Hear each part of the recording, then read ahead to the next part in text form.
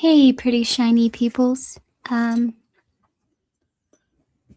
I don't know if it's morning or afternoon or whenever this is going to post or premiere, but good day.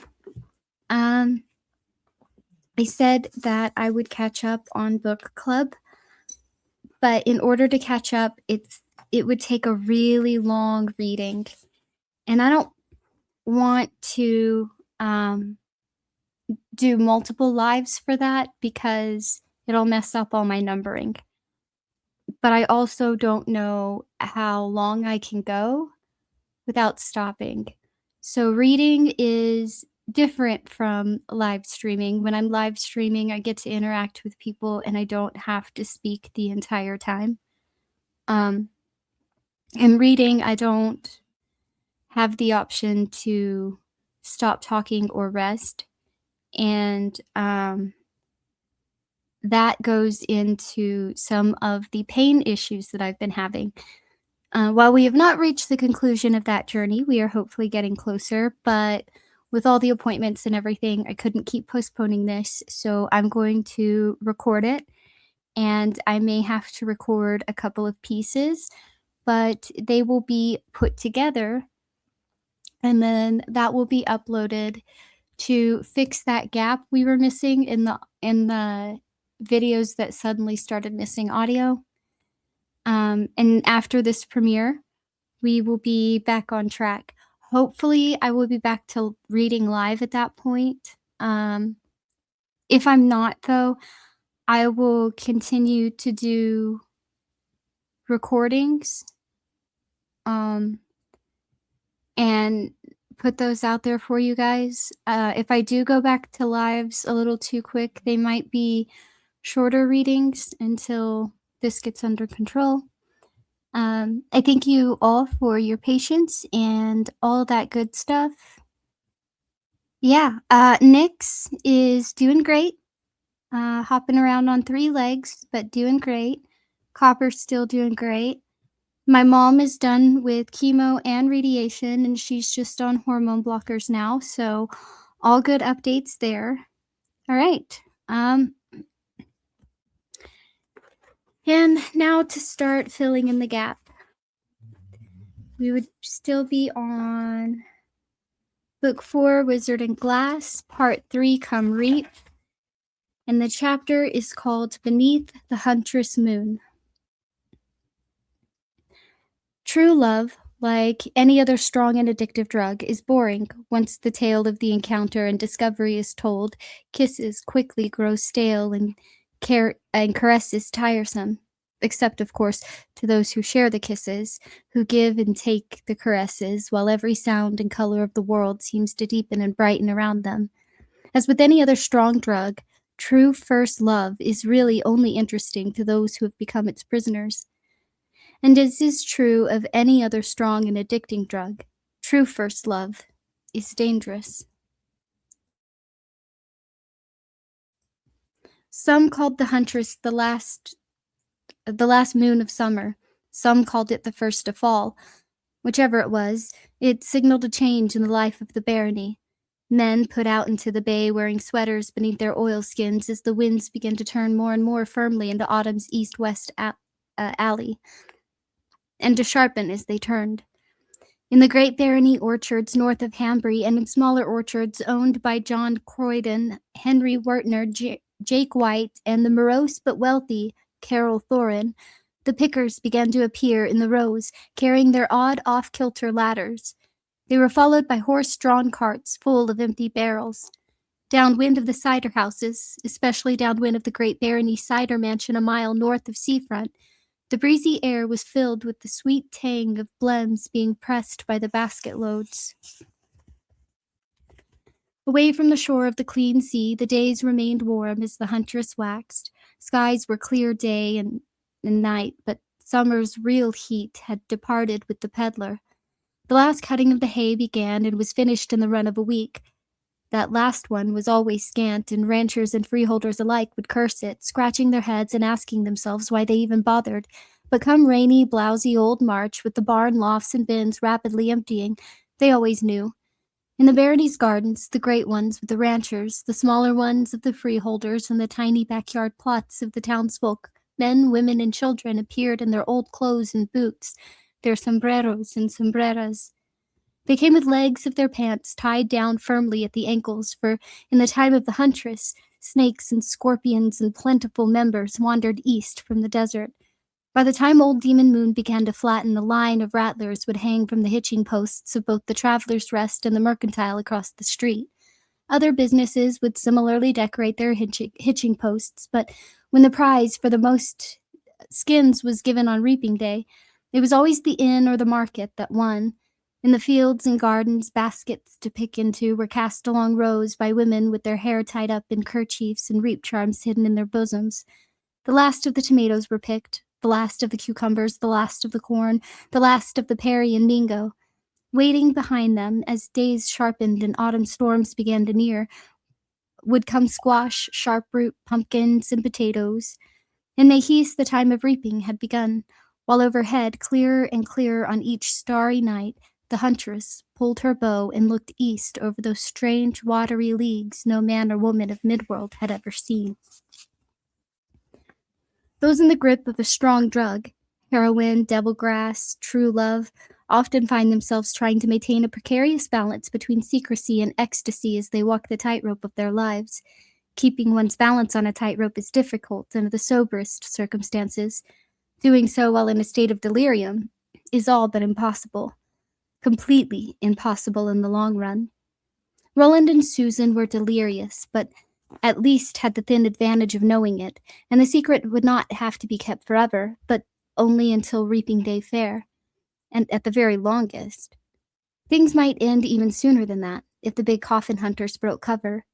The actual first move might be made by one of the other players, Roland thought, but no matter who moved first.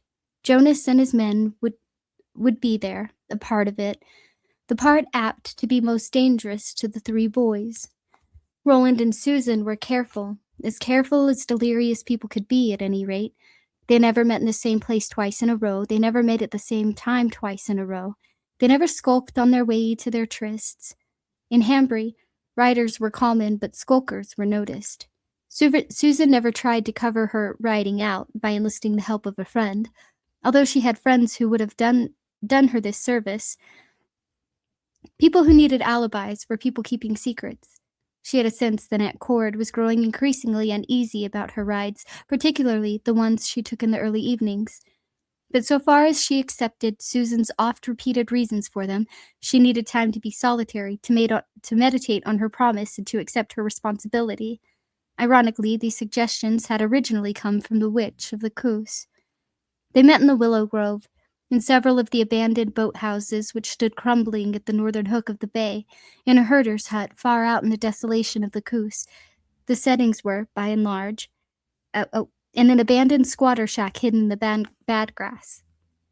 The settings were, by and large, as sordid as any of those in which addicts come together to practice their vice, but Susan and Roland didn't see the rotting walls of the shack or the holes in the roof of the hut or the smell of the moldering nets in the corners of the old soaked boathouses.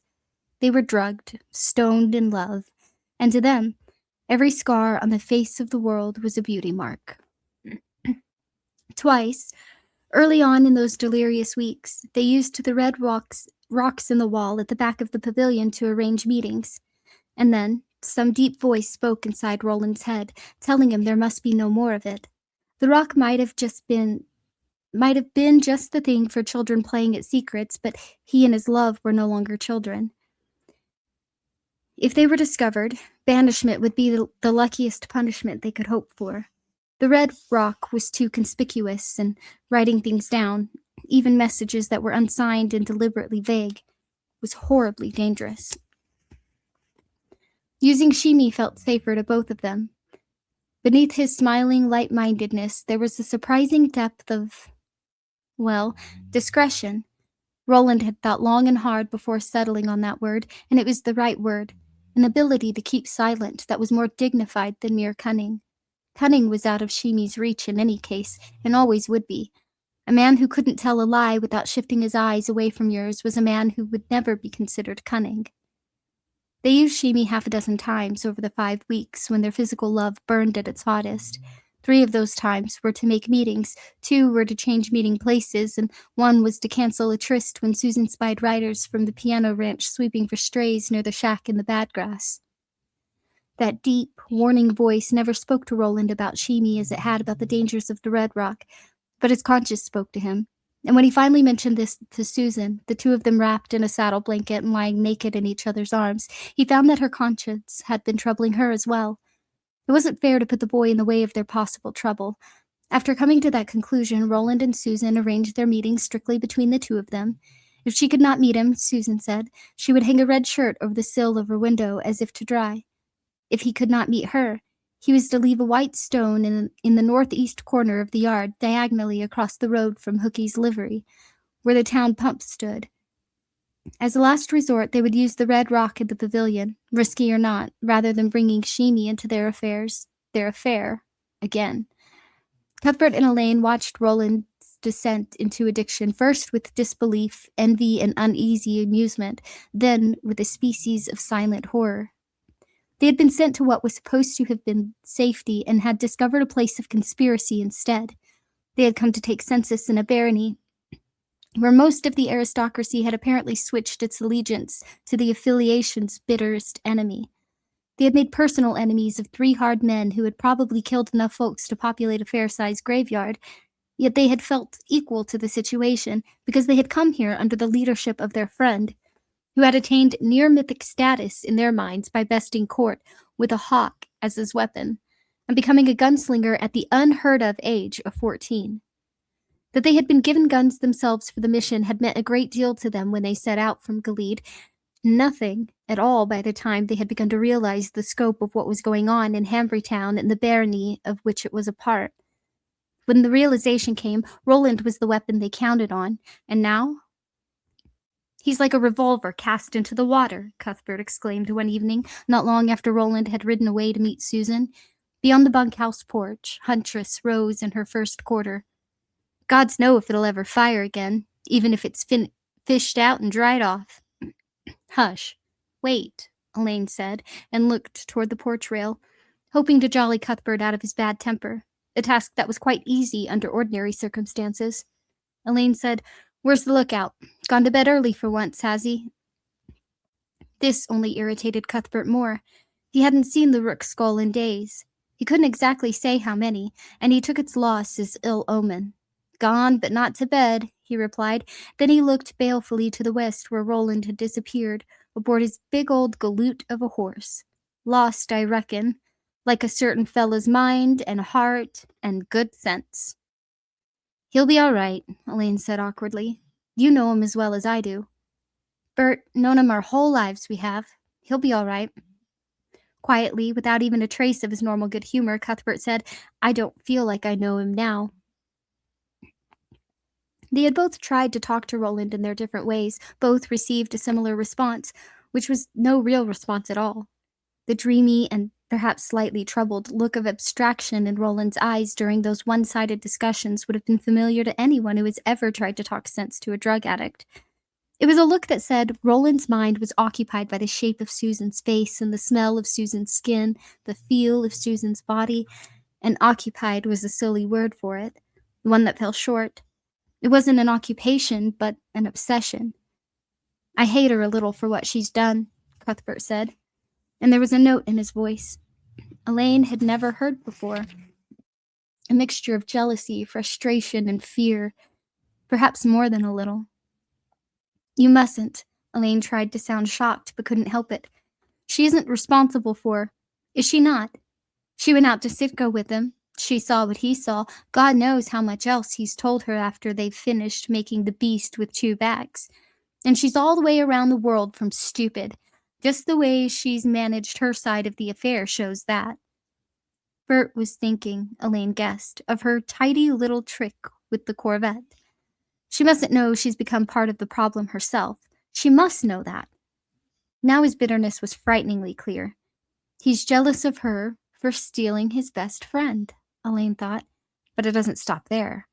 He's jealous of his best friend as well, because his best friend is one the most beautiful girl any of us has ever seen." Elaine leaned over and grasped Cuthbert's shoulder. When Bert turned away from his morose examination of the dooryard to look at his friend, he was startled by the grimness on Elaine's face. "It's Ka," Elaine said. Cuthbert almost sneered.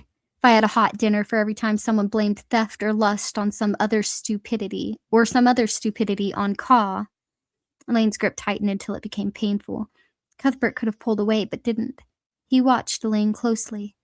The Joker was, temporarily at least, gone. "Blame is exactly what we two can't afford," Elaine said. "Don't you see that?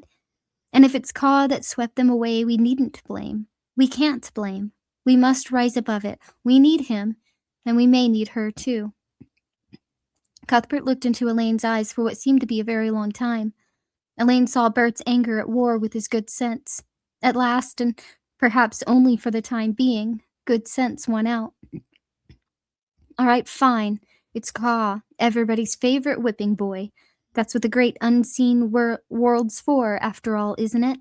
So we don't have to take the blame for our acts of stupidity.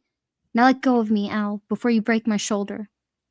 Elaine let go and sat back in his chair, relieved. Now, if we only knew what to do about the drop. If we don't start counting there soon.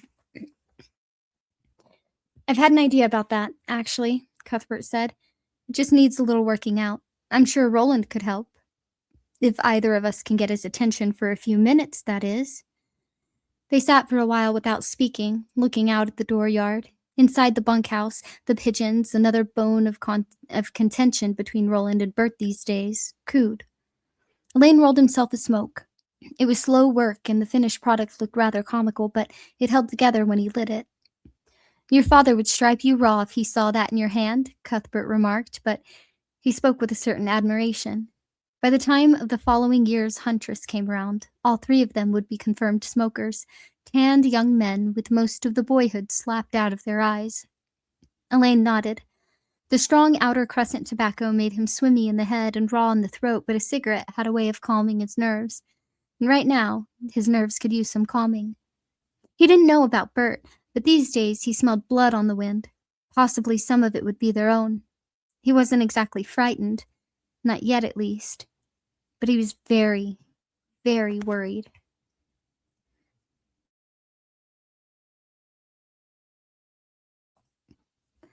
Although they had been honed like hawks towards the guns since early childhood, Cuthbert and Elaine still carried an enormous belief common to many boys their age, that their elders were also their betters, at least in such matters as planning and wit.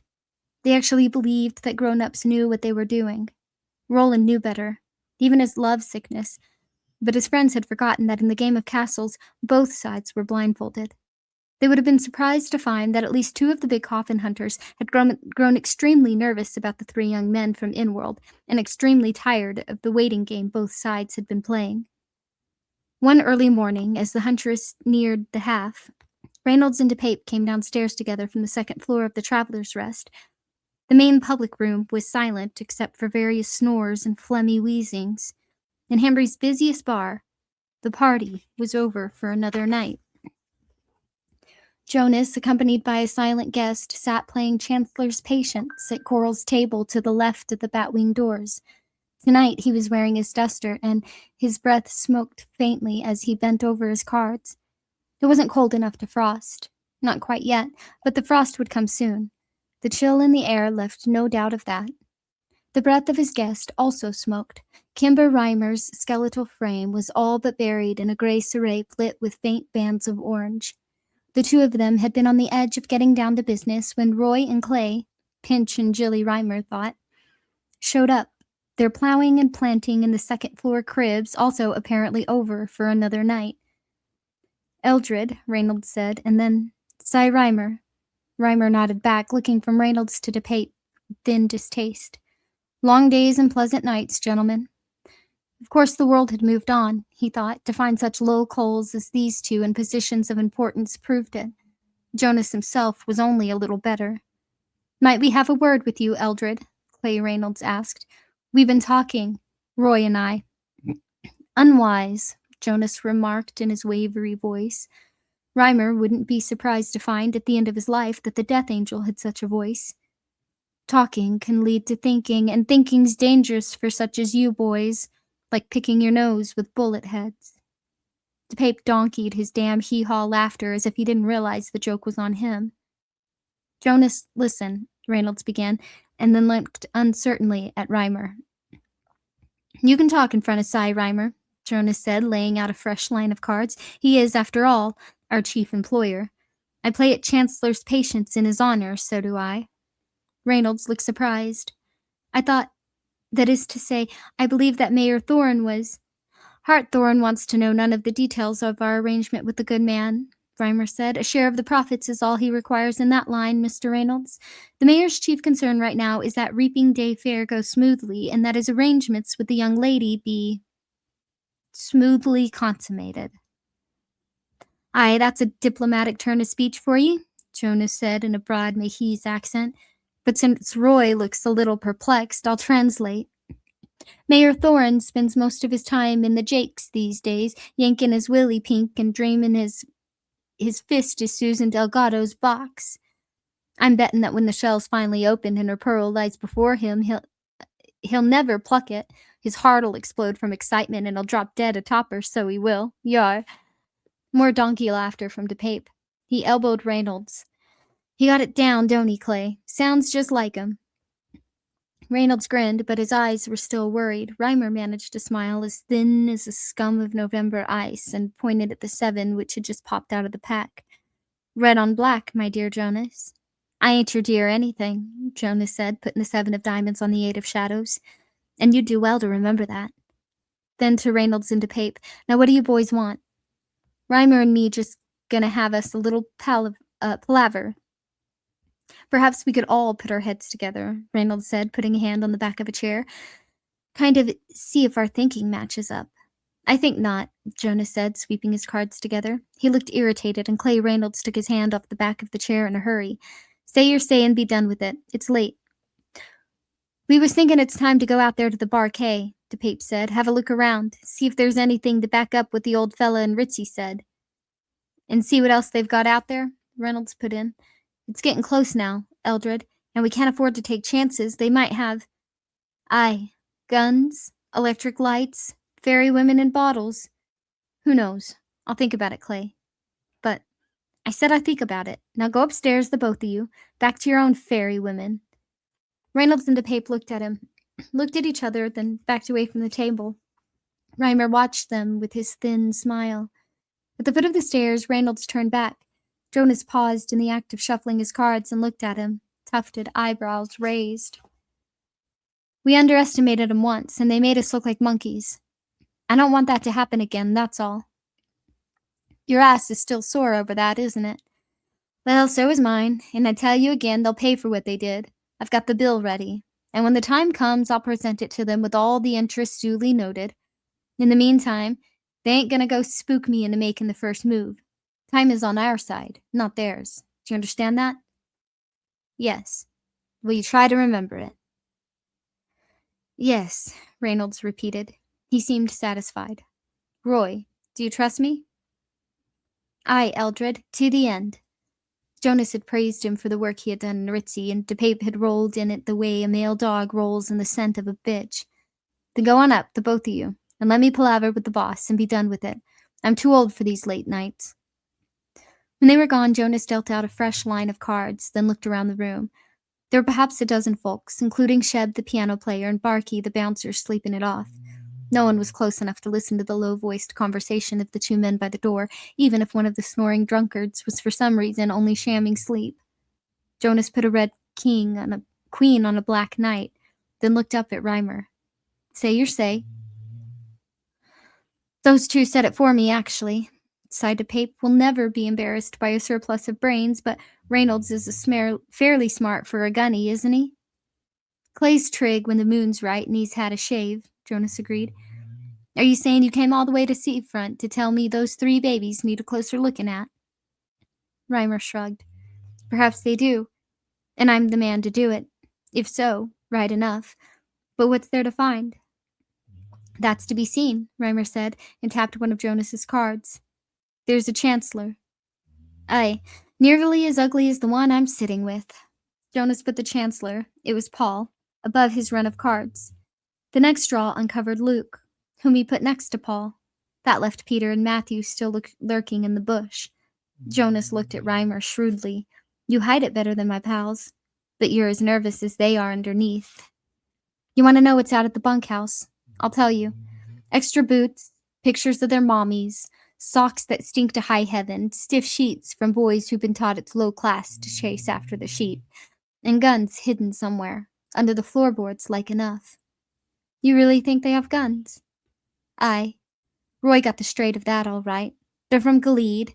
They're likely from the line of the Eld or from folk who like to think they're from it, and they're likely prentices to the trade who've been sent on with guns that they haven't earned yet. I wonder a bit about the tall one with the I don't give a shit look in his eyes. He might already be a gunslinger, I suppose, but is it likely? I don't think so. Even if he is, I could take him in a fair go. I know it, and he does too. Then why have they been sent here? Not because those from the inner barony suspect your treason, sighed Reimer. Be easy on that score.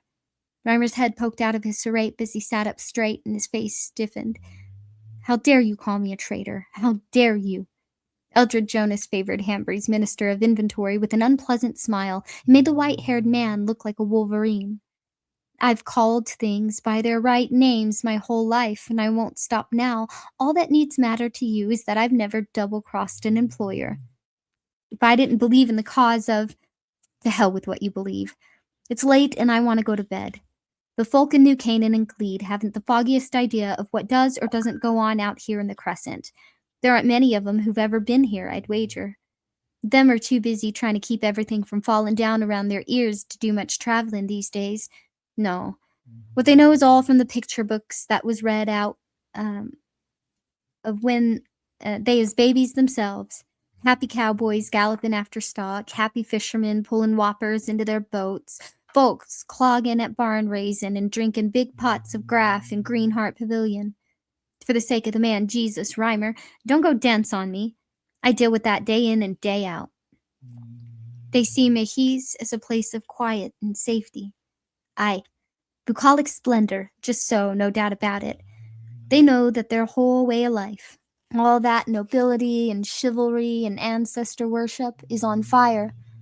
The final battle may take place as much as 200 wheels northwest of their borders, but when Farson uses his fire carriages and robots to wipe out their army, trouble will come south fast. There are those from the inner baronies who've smelt this comin' for 20 years or more. They didn't send those brats here to discover your secrets, Reimer. Folks such as these don't send their babies into danger on purpose. They send 'em here to get 'em out of the way, that's all. That doesn't make 'em blind or stupid, but for the sake of the gods, let's be sane. They're kiddies. What else might you find, should you go out there?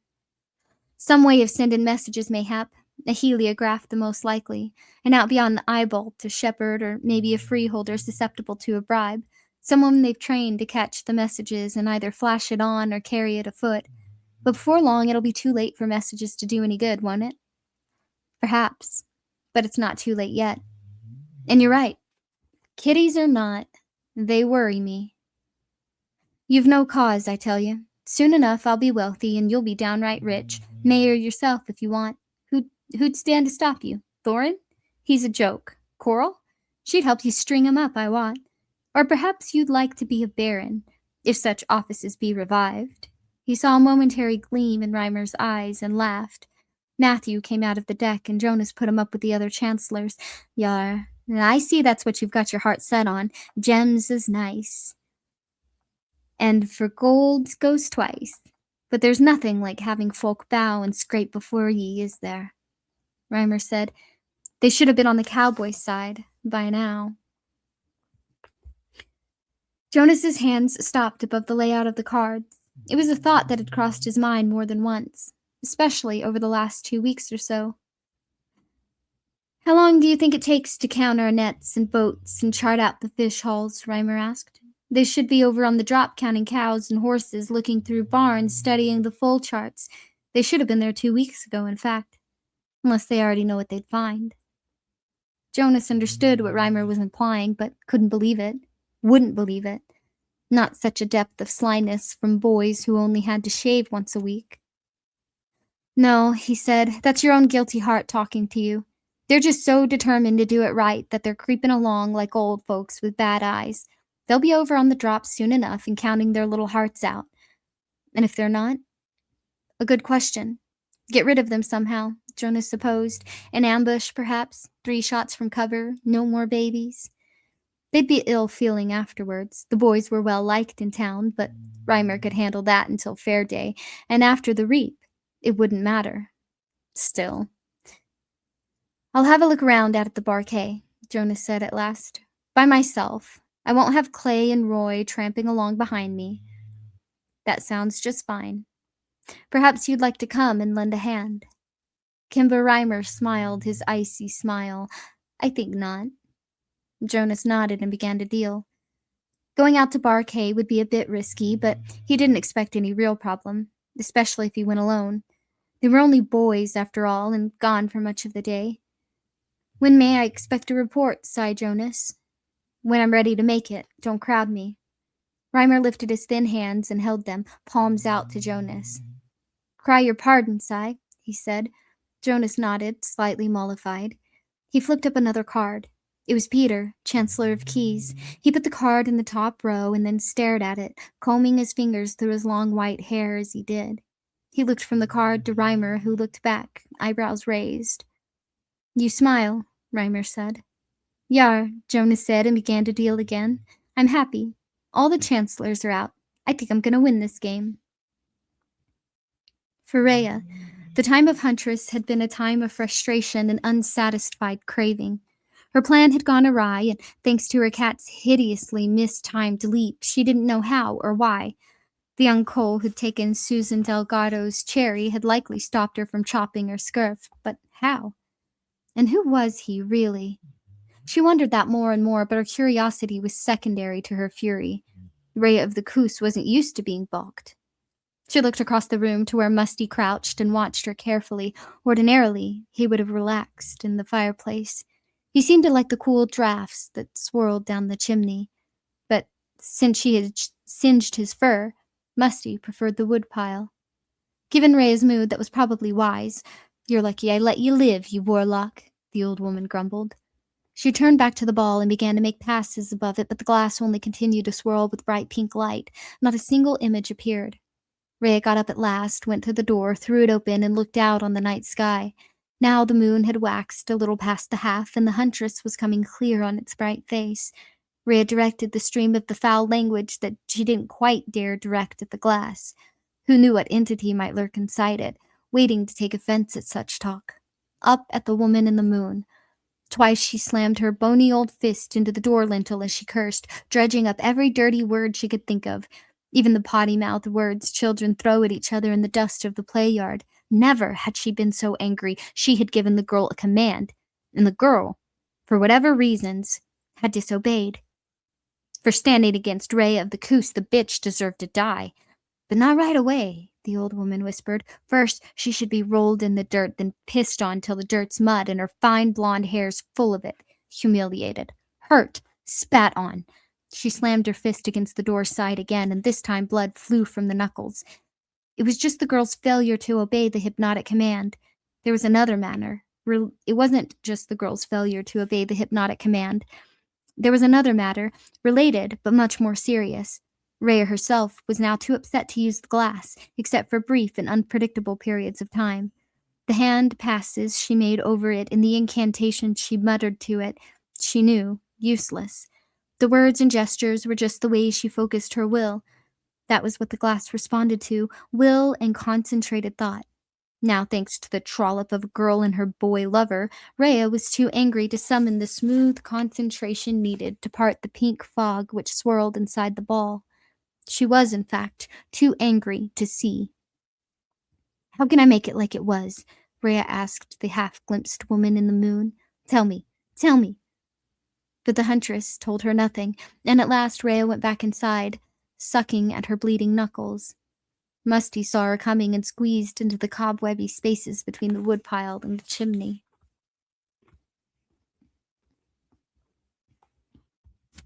Chapter 11.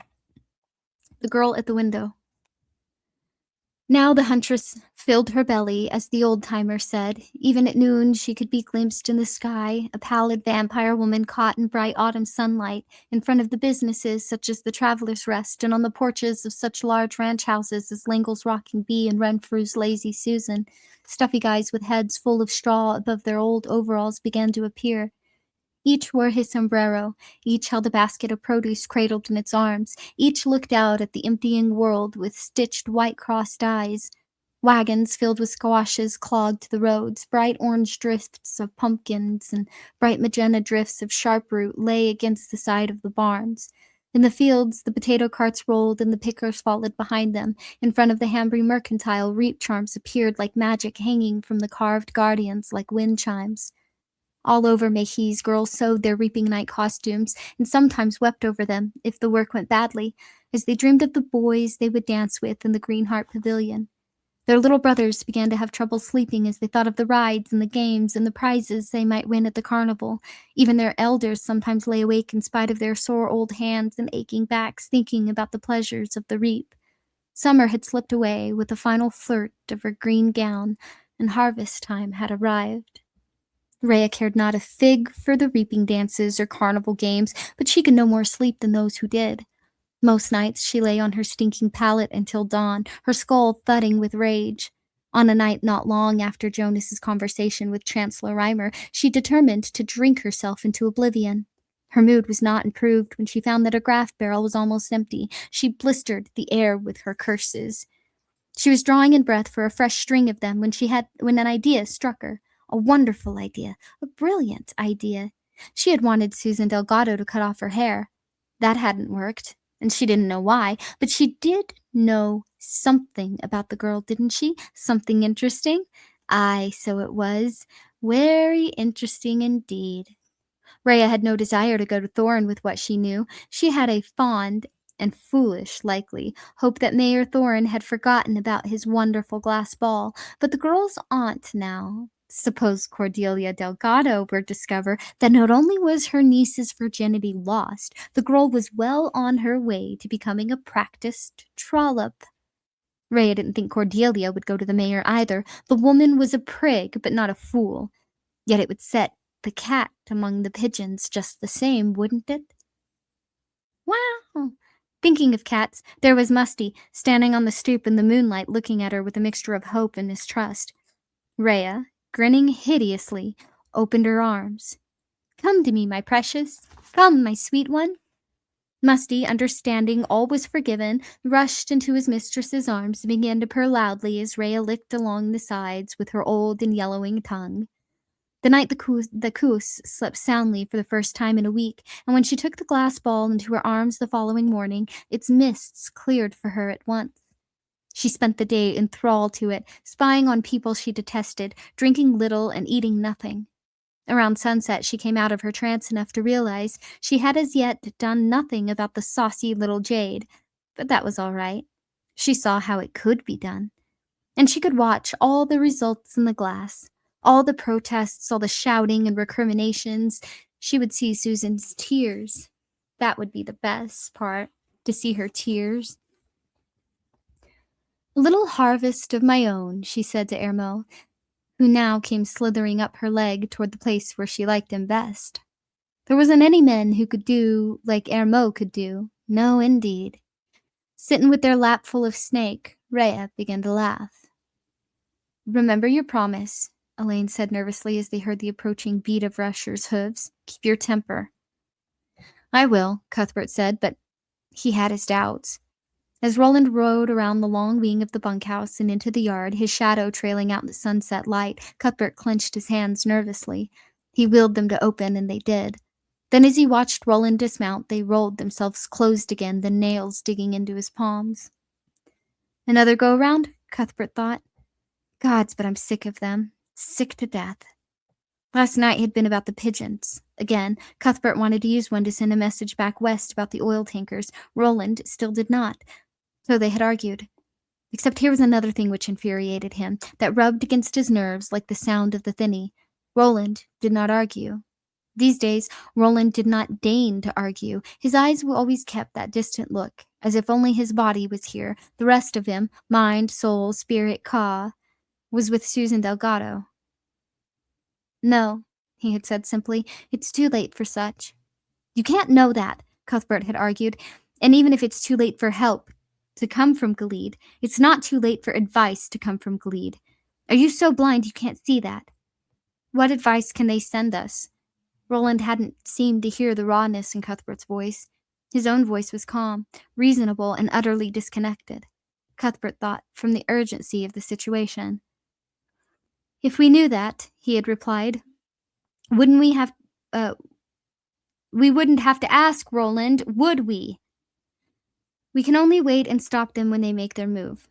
It's comfort you're looking for, Cuthbert, not advice. You mean wait while you fuck her in as many ways and as many places as you can imagine, Cuthbert thought. Inside, outside, right side up, and upside down. You're not thinking clearly about this, Cuthbert had said coldly. He'd heard Elaine's gasp. Neither of them had ever said such a thing to Roland in their lives, and once it was out, he'd waited uneasily for whatever explosion might follow. None did. Yes, Roland replied, I am. And he had gone into the bunkhouse without another word. Now, watching Roland uncinch Rusher's girths and pull the saddle from his back, Cuthbert thought, you're not, you know. But you better think clearly about this. By all the gods, you'd better. Heil, he said as Roland carried the saddle over to the porch and set it out on the step. Busy afternoon. He felt Elaine kick his ankle and ignored it. I've been with Susan, Roland said. No defense, no demur, no excuse, and for a moment Cuthbert had a vision of shocking clarity. He saw the two of them in a hut somewhere, the late afternoon sun shining through holes in the roof and dappling their bodies. She was on top, riding him. Cuthbert saw her knees on the old, spongy boards and the tension in her long thighs. He saw how tanned her arms were and how white her belly was. He saw how Roland's hands cupped the globes of her breast, squeezing them as she rocked back and forth above him, and he saw how the sun lit her hair, turning it into a fine-spun net. Why do you always have to be first? He cried at Roland in his mind. Why does it always have to be you? God's damn you, Roland! God's damn you! We were on the docks, Cuthbert said, his tone a thin imitation of his usual brightness, counting boots and marine tools and what are called clam drags. What an amusing time of it we've had, eh, Al? Did you need me to help you do that? Roland asked. He went back to Rusher and took off the saddle blanket. Is that why you sound angry? If I sound angry, it's because most of the fishermen are laughing at us behind our backs. We keep coming back and coming back. Roland, they think we're fools. Roland nodded. All to the good, he said. Perhaps, Elaine said quietly, but Reimer doesn't think we're fools. It's in the way he looks at us when we pass. Nor does Jonas. And if they don't think we're fools, Roland, what do they think?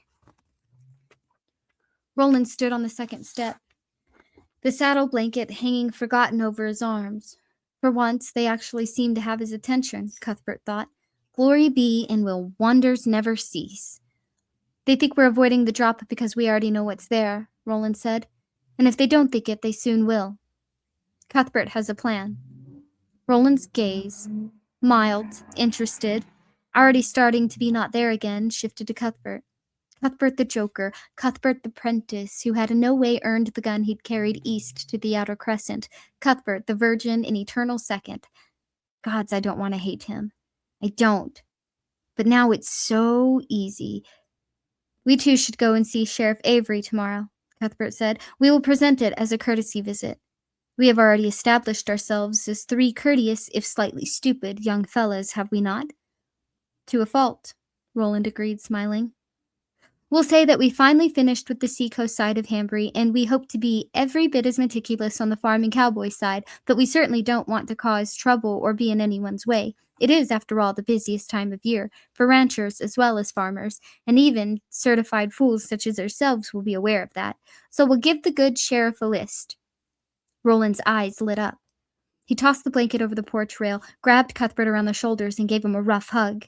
Cuthbert could smell a lilac scent around Roland's collar and felt an insane but powerful urge to clamp his hands around Roland's throat and try to strangle him. Instead, he gave him a perfunctory clap on the back in return. Roland drew away, grinning wildly. A of the ranches will be visiting," he said. "Aye, and with forewarning, they can move the stock they'd like us not to see onto the next ranch or the last one. The same for track, feed, equipment. It's masterful, Cuthbert. You're a genius." "Far from that," Cuthbert said. "I've just spared a little time to think about a problem that concerns us all. That concerns the entire affiliation, mayhap. We need to think, wouldn't you say?" Elaine winced, but Roland didn't seem to notice. He was still grinning. Even at 14, such an expression on his face was troubling. The truth was that when Roland grinned, he looked slightly mad. "Do you know, they may even move in a fair number of muties for us to look at, just so we continue to believe the lies they've already told about the impurity of their stock lines." He paused, seemed to think, and then said, "Why don't you and Elaine go and see the sheriff, Bert? That would do very well, I think." At this point, Cuthbert nearly threw himself at Roland, wanting to scream, "Yes, why not? Then you could go spend tomorrow morning pronging her as well as tomorrow afternoon. You idiot, you thoughtless, love-struck idiot." It was Al who saved them. Saved them all, perhaps. "Don't be a fool," he said sharply, and Roland wheeled toward him, looking surprised. He wasn't used to sharpness from that quarter. "You're our leader, Roland. Seen that way by Thorne, by Avery, by the townsfolk. Seen that way by us as well." "No one appointed me. No one needed to," Cuthbert shouted. "You won your guns. These folks would hardly believe it. I hardly believe it myself just lately, but you are a gunslinger. You have to go. Plain as the nose on your face. It doesn't matter which of us accompanies you, but you have to go." He could say more, much more, but if he did, where would it end? With their fellowship broken beyond repair, likely, so he clamped his mouth shut. No need for Elaine to kick him this time, and once again waited for the explosion. Once again, none came. "All right," Roland said in his new way, that mild, it-doesn't-matter-much way that made Cuthbert feel like biting him to wake him up. "Tomorrow morning, you and I, Bert. Will 8 suit you?" "Down to the ground," Cuthbert said. Now the discussion was over and the decision made. Bert's heart was beating wildly and the muscles in his upper thighs felt like rubber. It was the way he'd felt after their confrontation with the big coffin hunters. "We'll be at our prettiest," Roland said. "Nice boys from the inners with good intentions but not many brains. Fine." And he went inside, no longer grinning, which was a relief, but smiling gently. Cuthbert and Elaine looked at each other and let out their breath in mutual rush. Cuthbert cocked his head toward the yard and went down the steps. Elaine followed, and the two boys stood in the center of the dirt rectangle with the bunkhouse at their backs. To the east, the rising full moon was hidden behind a scrim of clouds. "She's tranced him," Cuthbert said. "Whether she means to or not, she'll kill us all in the end. Wait and see if she don't." "You shouldn't say such, even in jest." "All right. She'll crown us with the jewels of Eld, and we'll live forever." "You have to stop being angry at him, Bert. You have to." Cuthbert looked at him bleakly. "I can't." The great storms of autumn were still a month or more distant, but the following morning dawned drizzly and gray. Roland and Cuthbert wrapped themselves in scrapes and headed for town, leaving Elaine to a few home-place chores. Tucked in Roland's belt was the schedule of farms and ranches, beginning with the 3 small spreads owned by the barony. The 3 of them had worked out the previous evening.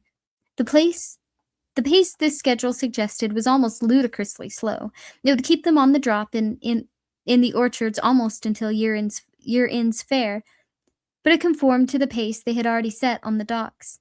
Now the 2 of them rode silently toward town, both lost in their own thoughts. Their way took them past the Delgado house. Roland looked up and saw Susan sitting in her window, a bright vision in the gray light of that fall morning. His heart leaped up, and although he didn't know it then, it was how he would remember her most clearly forever after. Lovely Susan, the girl at the window. So do we pass the ghosts that haunt us later in our lives. They sit undramatically by the roadside like poor beggars, and we see them only from the corner of our eyes, if we see them at all. The idea that they have been waiting there for us rarely, if ever, crosses our minds, yet they do wait. Then when we have passed, they gather up their bundles of memory and fall in behind, treading in our footsteps and catching up little by little. Roland raised a hand to her. It went toward his mouth at first, wanting to send her a kiss, but that would be madness. He lifted the hand before it could touch his lips and ticked a finger off his forehead instead, offering a saucy little salute. Susan smiled and returned it in kind. None saw Cordelia, who had gone out in the drizzle to check on the last of her squash and sharp-root. That lady stood where she was, a sombrero yanked down over her head almost to her eyeline, half hidden by the stuffy guy guarding the pumpkin patch. She watched Roland and Cuthbert pass. Cuthbert she barely saw. Her interest was in the other one. From the boy on horseback she looked up to Susan, sitting there in her window, humming as blithely as a bird in a gilded cage.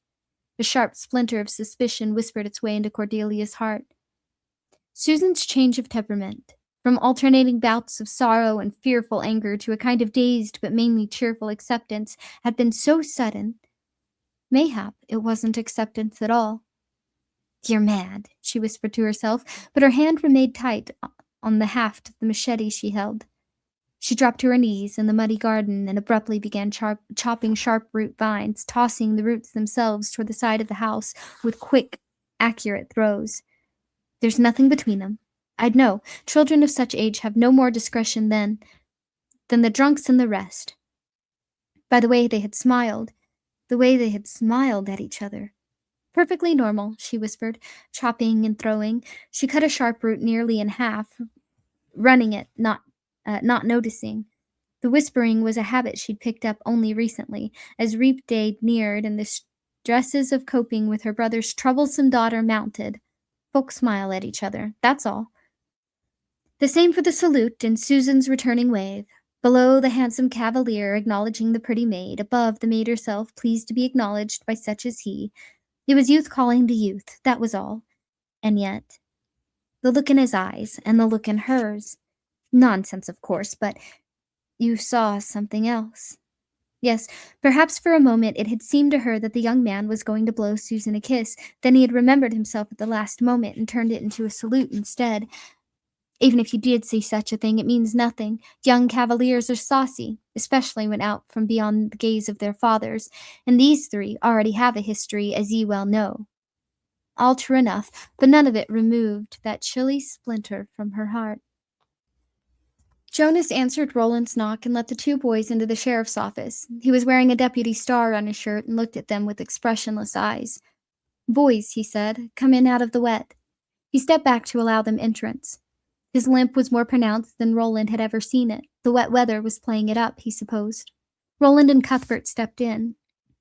There was a gas heater in the corner filled from the candle at Citgo, no doubt, and the big room, which had been cool on the day they had first come here, was stuperously hot.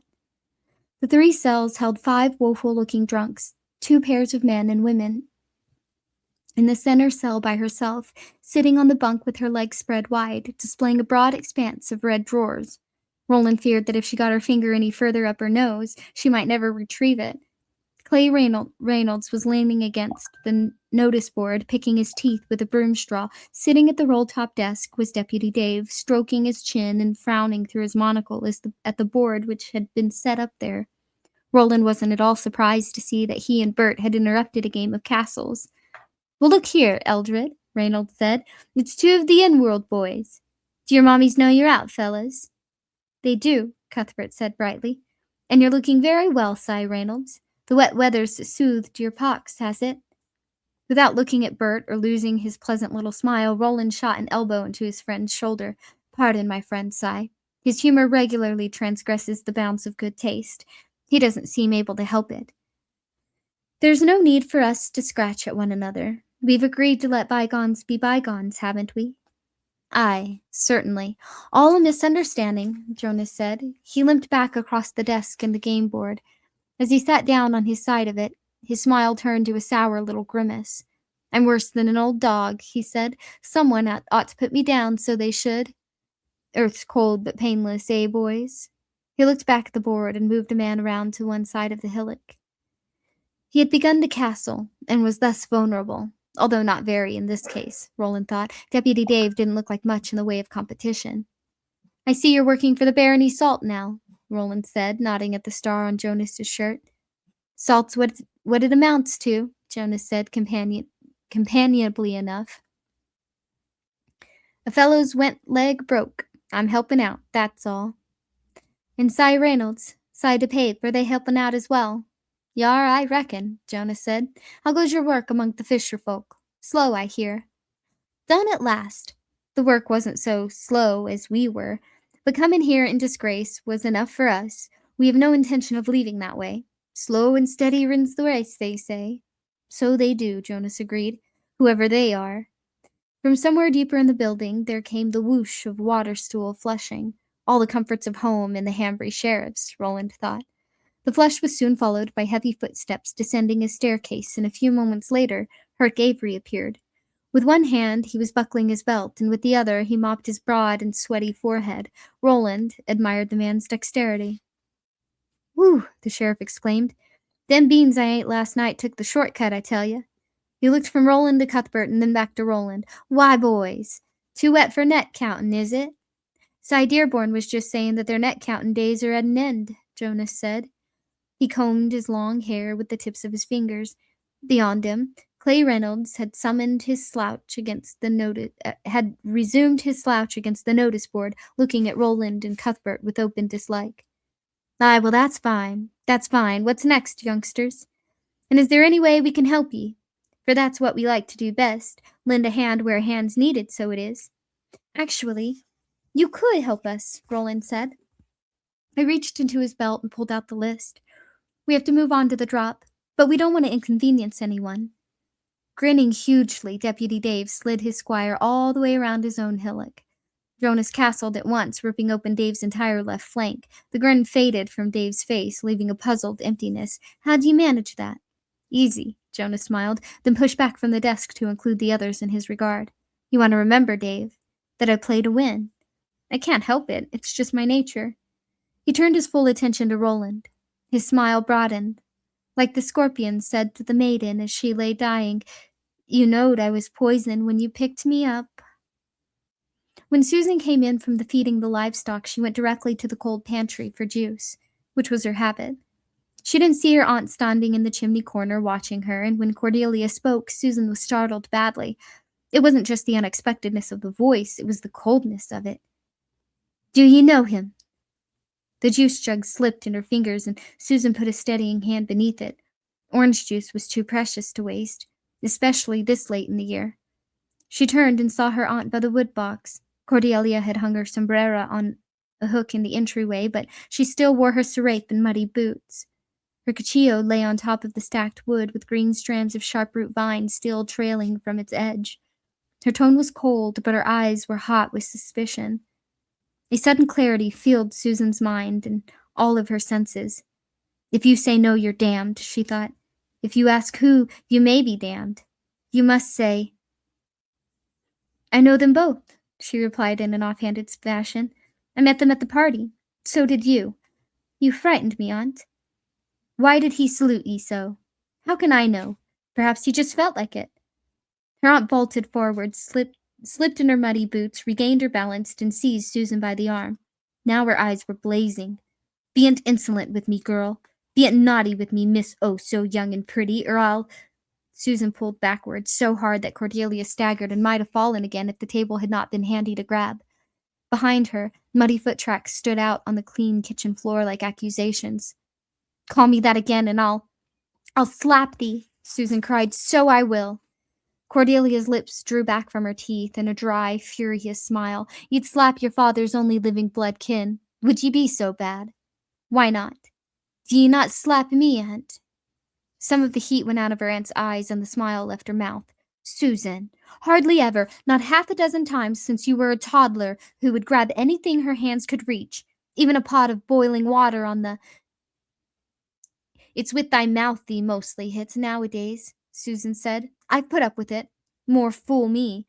But I'm done with it now. I'll have no more.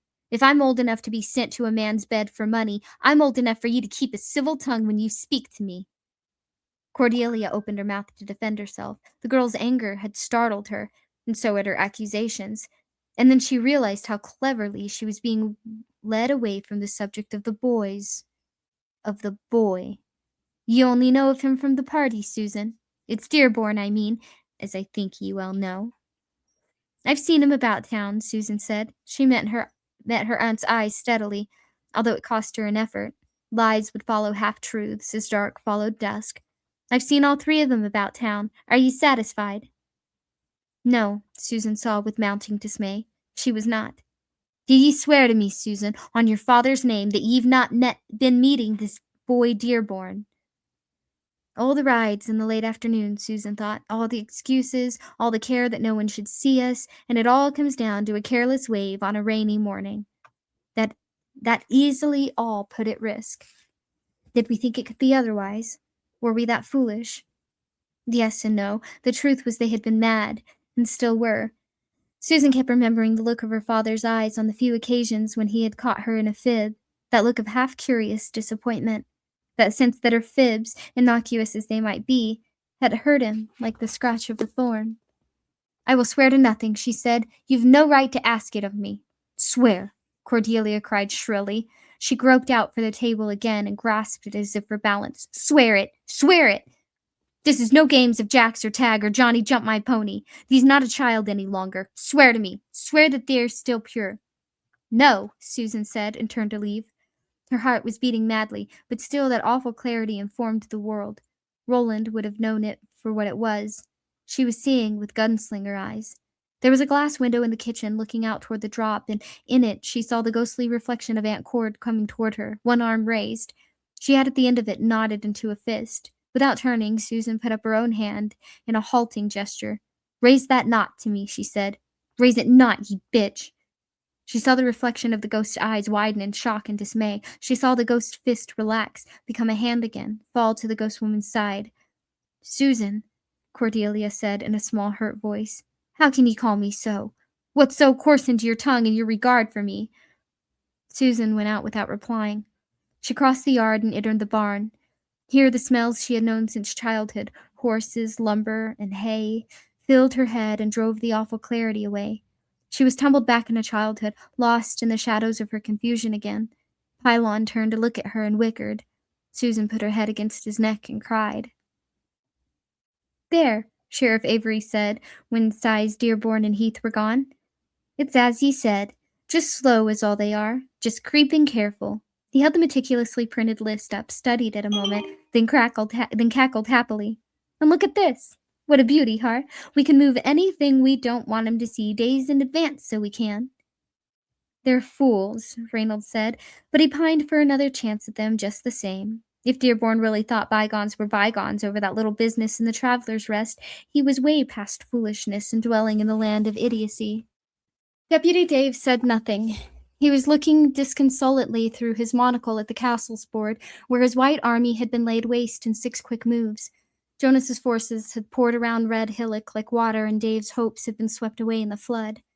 "I'm tempted to wrap myself up dry and go over to Seafront with this," Avery said. He was still gloating over the paper with its neat list of farms and ranches and proposed dates of its inspection. "Up to year's end and beyond, it ran. God." "Why don't you do that?" Jonas said, and got to his feet. Pain ran up his leg like bitter lightning. "Another game," sighed Jonas, Dave asked, beginning to reset the pieces. "I'd rather play a weed-eating dog," Jonas said, and took malicious pleasure at the flush that crept up Dave's neck and stained his guileless fool's face. He limped across to the door, opened it, and went out to the porch. The drizzle had become a soft, steady rain. Hill Street was deserted, the cobbles gleaming wetly. Reynolds had followed him out. "Eldred?"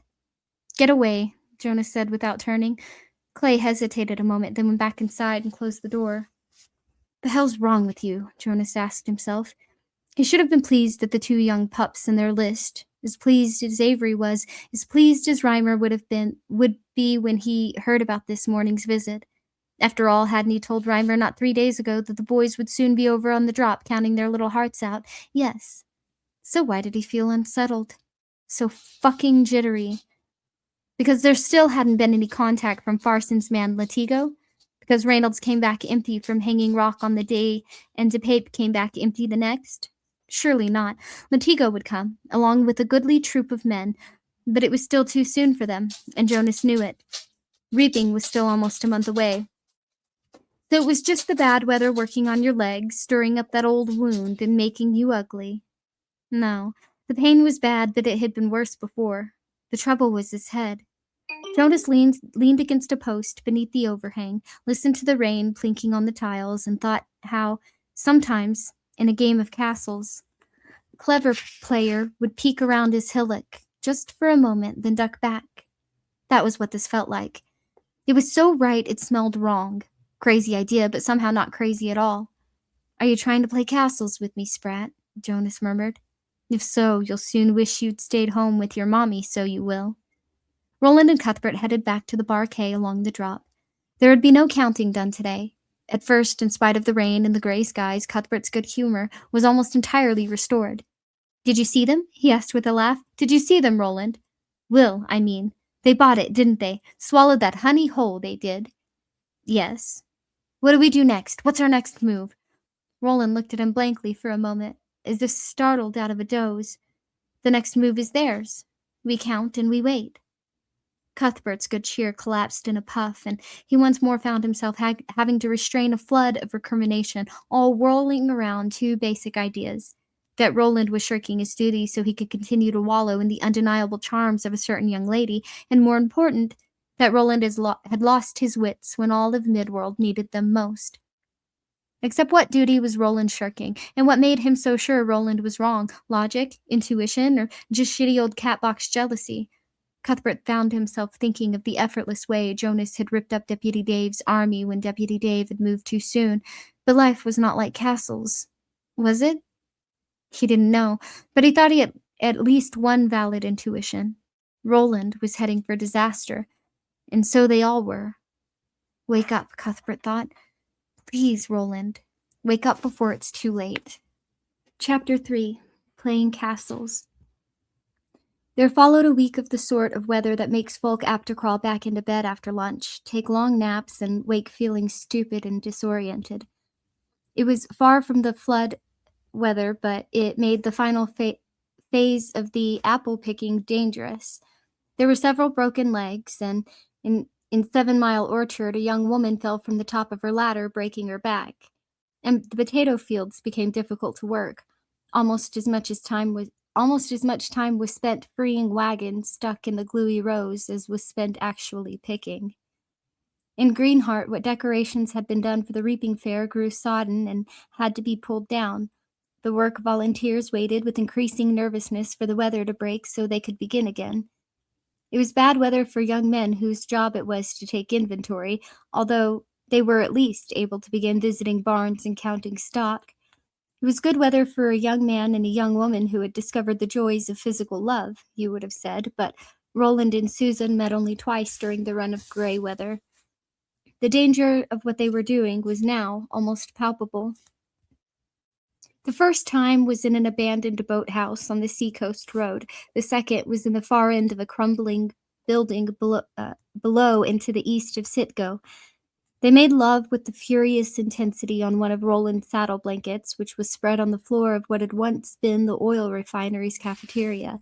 As Susan climaxed, she shrieked his name over and over. Startled pigeons filled the old, shadowy rooms and the crumbling hallways with their soft thunder. Just as it seemed that the drizzle would never end and the grinding sound of the thinny in the still air would drive everyone in Hambry insane, a strong wind, almost a gale, blew in off the coast and puffed the clouds away. The town awoke one day to a sky as bright as blue steel and a sun that turned the bay to gold in the morning and white fire in the afternoon. That sense of lethargy was gone. In the potato fields, the cart rolled with new vigor. In Greenheart, an army of women began once more to bedeck with flowers the podiums where Jamie McCann and Susan Delgado would be acclaimed this year's reaping lad and girl. Out on the part of the drops closest to Mayor's house, Roland, Cuthbert, and Elaine rode with renewed purpose, counting the horses which ran with the Barony brand on their flanks. The bright skies and brisk winds filled them with energy and good cheer, and for a course of days, 3 or perhaps 4, they galloped together in a whooping, shouting, laughing line, their old good fellowship restored. On one of these brisk and sunny days, Eldred Jonas stepped out of the sheriff's office and walked up Hill Street toward Greenheart. He was free of both DePape and Reynolds this morning. They had ridden out to Hanging Rock together looking for Latigo's outriders, who must come soon now. And Jonas's plan was simple.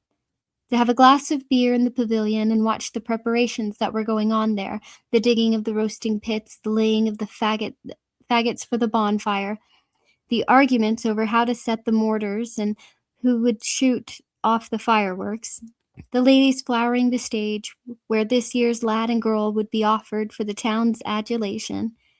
Perhaps, Jonas thought, he might take a likely-looking flower girl off for an hour or two of recreation.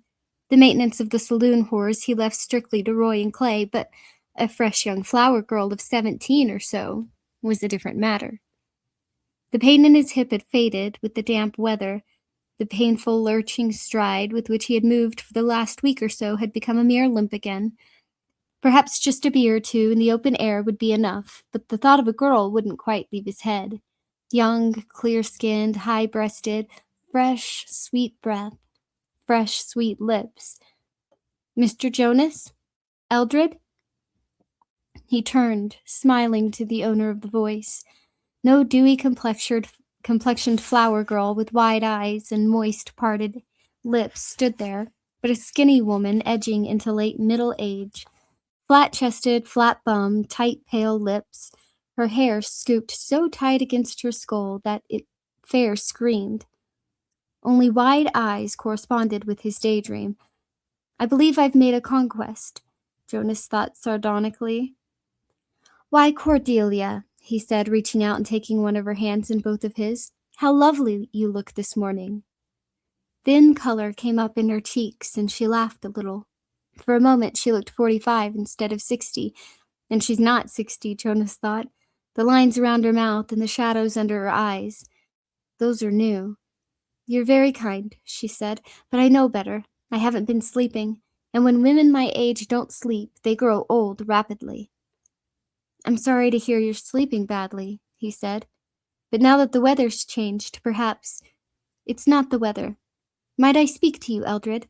I've thought, and you're the only one I dare turn to for advice." His smile widened. He placed her hand through his arm, then covered it with his own. Now her blush was like fire. With all that blood in her head, she might talk for hours, and Jonas had an idea that every word would be interesting.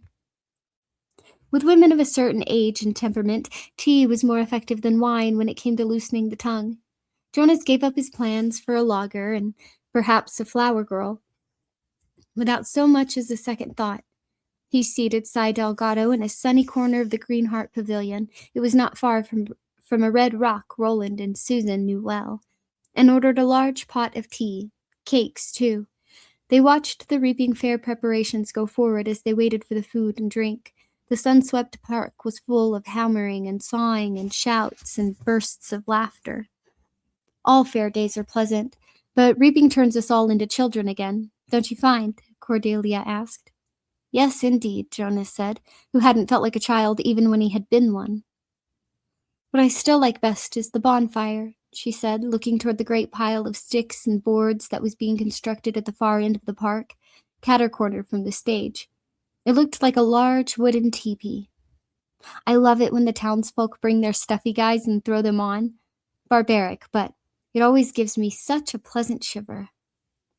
Aye, Jonas said, and wondered if it would give her a pleasant shiver to know that 3 of the stuffy guys thrown onto the Reap Night bonfire this year were apt to smell like pork and scream like harpies as they burned. If his luck was in, the one that screamed the longest would be the one with the pale blue eyes. The tea and cakes came, and Jonas didn't so much as glance at the girl's full bosom when she bent to serve. He had eyes only for the fascinating Cy Delgado with her nervous little shifting movements and odd, desperate look. When the girl was gone, he poured out, put the teapot back on its trivet, then covered her hand with his. Now, Cordelia, he said in his warmest tone, I can see something troubles you. Out with it. Confide in your friend Eldred. Her lips pressed so tightly together that they almost disappeared, but not even that effort could stop their trembling. Her eyes filled with tears, swam with them, overspilled. He took his napkin and, leaning across the table, wiped the tears away. Tell me, he said tenderly. I will. I must tell somebody or go mad, but you must make one promise, Eldred. Of course, Molly. He saw her blush more furiously than ever at this harmless endearment and squeezed her hand. Anything. You mustn't tell Hart, that disgusting spider of a chancellor either, but especially not the mayor. If I'm right in what I suspect and he found out, he would send her west. She almost moaned this, as if comprehending it as a real fact for the first time. He could send us both west. Maintaining his sympathetic smile, he said, "Not a word to Mayor Thorin. Not a word to Kimber Reimer. Promise." For a moment, he thought that she wouldn't take the plunge, or perhaps couldn't. Then in a low, gaspy voice that sounded like ripping cloth, she said a single word. "Dearborn." He felt his heart take a bump at the name that had been so much in his mind now pass her lips, and although he continued to smile, he could not forbear a single hard squeeze of her fingers and that made her wince. "I'm sorry," he said. "It's just that you startled me a little. Dearborn. A well-spoken enough lad, but I wonder if he's entirely trustworthy. I fear he's been with my Susan." Now it was her turn to squeeze, but Jonas didn't mind. He hardly felt it, in fact. He continued to smile, hoping he did not look as flabbergasted as he felt. "I fear he's been with her, as a man is with a woman. Oh, how horrible this is!" She wept with a silent bitterness, taking little pecking peeks around as she did to make sure they were not being observed. Jonas had seen coyotes and wild dogs look around from their stinking dinners in just that fashion. He let her get as much of it out of her system as he could. He wanted her calm. Incoherencies wouldn't help him, and when he saw her tears slacking, he held out a cup of tea. "Drink this." "Yes, thank you." The tea was still hot enough to steam, but she drank it down greedily. Her old throat must be lined with slate, Jonas thought. She set the cup down, and while he poured out fresh, she used her frilly penduela to scrub the tears almost viciously from her face. "I don't like him," she said. "Don't like him, don't trust him. None of those three with their fancy in-world bows and insolent eyes and strange ways of talking, but him in particular. Yet if anything's gone on betwixt the two of 'em, and I'm so afraid it has, it's come back to her, doesn't it? It's the woman, after all, who must refuse the bestial impulses." He leaned over the table, looking at her with warm sympathy. "Tell me everything, Cordelia." She did. Rhea loved everything about the glass ball, but what she especially loved was the way it unfailingly showed her people at their vilest. Never in its pink reaches did she see one child comforting another after a fall at play, or a tired husband with his head in his wife's lap, or old people supping peacefully together at the end of the day. These things held no more interest for the glass, it seemed, than they did for her. Instead, she had seen acts of incest, mothers beating children, husbands beating wives. She had seen a gang of boys right out westwards of town. It would have amused Rhea to know these swaggering 8-year-olds called themselves the Big Coffin Hunters, go about enticing stray dogs with a bone and then cutting their tails for a lark. She had seen robberies and at least one murder, a wandering man who had stabbed his companion with a pitchfork after some sort of trivial argument. That had been on the first drizzy night. The body still lay moldering in a ditch beside the great road west, covered with a layer of straw and weeds. It might be discovered before the autumn storms came to drown another year. It might not. She also glimpsed Cordelia Delgado and that handgun Jonas sitting in Greenheart at one of the outside tables and talking about— well, of course she didn't know, did she? But she could see the look in the spinster bitch's eyes. Infatuated with him she was, all pink in the face, gone all hot and sweet over a back-shooter and failed gunslinger. It was comical, and Rhea thought she would keep an eye on them from time to time. Very entertaining it was likely to be. After showing her Cordelia and Jonas, the glass veiled itself once more. Rhea put it back in the box, with the eye on the lock. Seeing Cordelia in the glass had reminded the old woman that she had unfinished business regarding Cordelia's sluttish niece. That Rhea still hadn't done the business was ironic but understandable. As soon as she had seen how to fix the young Sai's wagon, Rhea's mind and emotions had settled again. The images in the ball had reappeared, and in her fascination with them, Rhea had temporarily forgotten that Susan Delgado was alive. Now, however, she remembered her plan, set the cat amongst the pigeons, and speaking of cats, Musty! Yoo-hoo! Where are ye? The cat came oiling out of the woodpile, eyes glowing in the dirty dimness of the hut. When the weather turned fine again, Rhea had pulled her shutters, too. Forked tail waving, he jumped into her lap. "I've an errand for ye," she said, bending over to lick the cat. The entrancing taste of Musty's fur filled her mouth and throat. Musty purred and arched his back against her lips. For a six-legged mutie cat, life was good. Jonas got rid of Cordelia as soon as he could, although not as soon as he would have liked, because he had to keep the scrawny bint sweetened up. She might come in handy another time. In the end, he had kissed her on the corner of her mouth, which caused her to turn violently red. He feared she might have a brainstorm, and told her that he would check into the matter which so concerned her. But discreetly, she said, alarmed. Yes, he said, walking her home. He would be discreet. Discretion was his middle name. He knew Cordelia couldn't be eased until she knew for sure, but he guessed it would turn out to be nothing but vapor. Teenagers loved to dramatize, didn't they?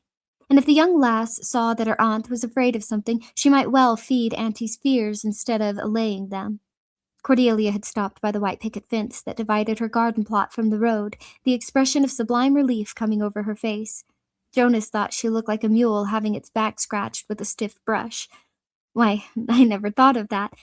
Yet, it's likely, isn't it?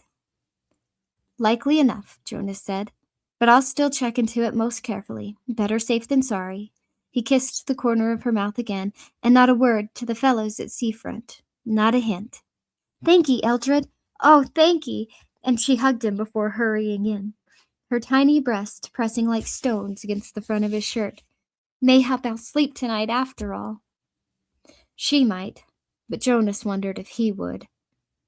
He walked toward Hookie's stable, where he kept his horse with his head down and his hands locked beside his back. A gaggle of boys came racing up the other side of the street. Two of them were waving severed dog's tail with blood clotted at the ends.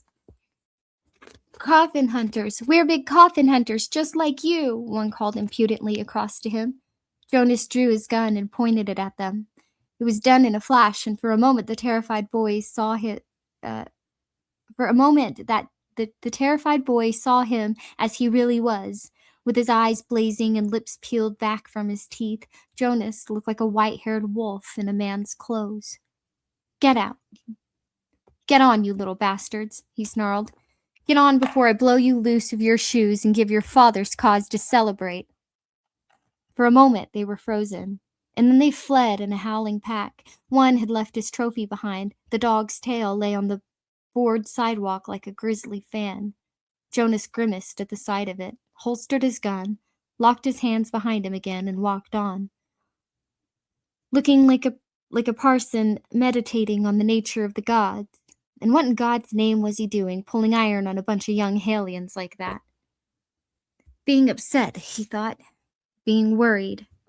He was worried, all right. The titless old biddy's suspicion had upset him greatly.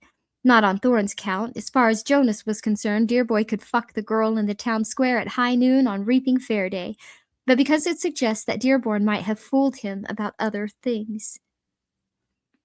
Crept up behind you once, he did, and you swore it'd never happen again, but if he's been diddling that girl, it has happened again, hasn't it? Aye, as they say in these parts, if the boy had the impertinence to begin an affair with the mayor's gilly in waiting, and the incredible slyness to get away with it, what did that do to Jonas's picture of three in-world brats who could barely find their own behinds with both hands and a candle? We underestimated 'em once, and they made us look like monkeys, Clay had said. I don't want it to happen again. Had it happened again? How much really did Dearborn and his friends know? How much had they found out, and who had they told? If Dearborn had been able to get away with pronging the mayor's chosen, to put something that large over on Eldred Jonas, on everyone. Good day, sighed Jonas, Brian Hookie said. He was grinning widely, all but knowing before Jonas, with his sombrero crushed against his broad blacksmith's chest. Would you care for fresh gaff, sir? I've just gotten the new pressing, and all I want is my horse, Jonas said curtly. Bring it quick, and stop your quacking. Aye, so I will. Happy to oblige ye. Thank ye, Si. He hurried off on the errand, taking one nervous, grinning look back over his shoulder to make sure he wasn't going to be shot out of hand. 10 minutes later, Jonas was headed west on the great road. He felt a ridiculous but nevertheless strong desire to simply kick his horse into a gallop and leave all the foolishness behind him. Thorin, the graying goat boy, Roland and Susan with their no doubt mawkish teenage love, Roy and Clay with their fast hands and slow wits, Reimer with his ambitions, Cordelia Delgado with her ghastly visions of the two of them in some bosky dell, him likely reciting poetry while she wove a garland of flowers for his brow. He had ridden away from these things before, when intuition whispered, plenty of things. But there would be no riding away this time. He had vowed vengeance on the brats, and while he had broken a bushel of promises made to others, he'd never broken one made to himself. And there was John Farson to consider. Jonas had never spoken to the good man himself, and never wanted to. Farson was reputed to be whimsically, dangerously insane. But he had dealings with George Latigo, who would probably be leading the troop of Farson's men that would arrive any day now. It was Latigo who had hired the big coffin hunters in the first place, paying a huge cash advance, which Jonas hadn't yet shared with Reynolds and DePape, and promising an even larger piece of war spoil if the affiliation major forces were wiped out in or around the Chaved Mountains. Latigo was a good-sized bug, all right, but nothing to the size of the bug trundling along behind him. And besides, no large reward was ever achieved without risk. If they delivered the horses, oxen, wagons of fresh vegetables, the tack, the oil, the glass, most of all the wizard's glass, all would be well. If they failed, it was very likely that their heads would end up being whacked about by Farson and his aides in their nightly polo games. It could happen, and Jonas knew it. No doubt someday it would happen, but when his head finally parted company from his shoulders, the divorce wouldn't be caused by any such smarms as Dearborn and his friends, no matter whose bloodline they had descended from. But if he's been having an affair with the Thorns' autumn treat, if he's been able to keep such a secret as that, what others has he been keeping? Perhaps he is playing castles with you. If so, he wouldn't play for long. The first time young Mr. Dearborn poked his nose around his hillock, Jonas would be there to shoot it off for him. The question for the present was where to go first. Out to the barcade to take a long overdue look at the boys' living quarters. He could. They would be counting barony horses on the drop, all three of them. But it wasn't over horses that he might lose his head, was it? No. The horses were just a small added distraction, as far as the good man was concerned. Jonas rode for Sitgo instead. First he checked the tankers. They were just as they had been and should be, lined up in a neat row with their new wheels ready to roll when the time came, and hidden behind their new camouflage. Some of the screening pine branches were turning yellow at the tips, but the recent spell of rain had kept most admirably fresh. There had been no tampering that Jonas could see. Next, he climbed the hill, walking beside the pipeline and pausing more and more frequently to rest. By the time he reached the rotting gate between the slope and the oil patch, his bad leg was paining him severely. He studied the gate, frowning over the smudges he saw on the top rung. They might mean nothing, but Jonas thought someone might have climbed over the gate rather than risk opening it and having it fall off its hinges. He spent the next hour strolling around the derricks, paying especially close attention to those that still worked, looking for a sign. He found plenty of tracks, but it was impossible, especially after weeks of wet weather, to read them with any degree of accuracy. The in-world boys might have been out here. That ugly little band of brats from in town might have been out here. Arthur Eld and the whole company of his knights might have been out here. The ambiguity put Jonas in a foul temper, as ambiguity, other than on a castle's board, always did. He started back the way he'd come, meaning to descend the slope to his horse and ride back to town. His leg was aching like fury, and he wanted a stiff drink to quieten it down. The bunkhouse at the Bar K could wait another day. He got halfway to the gate, saw the weedy spur track lying sitco to the great road, and sighed. There would be nothing on this little strip of road to see, but now that he'd come all the way out here, he supposed he should finish the job. Bugger finishing the job. I want a damned drink. But Roland wasn't the only one who sometimes found his wishes overruled by training. Jonas sighed, rubbed his leg, and then walked back to the weedy twin ruts, where, it seemed, there was something to find after all. It lay in the grassy ditch less than a dozen paces from the place where the old road joined the great road. At first he saw only a smooth white shape in the weeds and thought it was a stone. Then he saw a black roundness that could only be an eye hole, not a stone then, a skull. Grunting, Jonas knelt and fished it out, while the few living derricks continued to squeal and thump behind him. A rook's skull. He had seen it before. Hell, he suspected most of the town had. It belonged to the show-off, Arthur Heath, who, like all show-offs, needed his little props. He called it the Lookout, Jonas murmured. Put it on the horn of his saddle sometimes, didn't he? And sometimes wore it around his neck like a pendant. Yes, the youngster had been wearing it so that night in the Traveler's Rest when Jonas turned the bird's skull. Something rattled inside like a last lonely thought. Jonas tilted it, shook it over his open palm, then a fragment of gold chain dropped out. That was how the boy had been wearing it. At some point, the chain had broken. The skull had fallen in the ditch, and Cy Heath had never troubled to go looking for it. The thought that someone might find it probably never crossed his mind. Boys were careless. It was a wonder any ever grew up to be men. Jonas's face remained calm as he knelt there examining the bird's skull, but behind the unlined brow, he was as furious as he had ever been in his life. They had been out here, all right. It was another thing he would have scoffed at just yesterday. He had to assume they had seen the tankers. Camouflage or no camouflage. And if not for the chance of finding this skull, he never would have known for sure one way or the other. When I finish with them, their eye sockets will be as empty as yours, Sir Rook. I'll gouge 'em clean myself. He started to throw the skull away, then changed his mind. It might come in handy.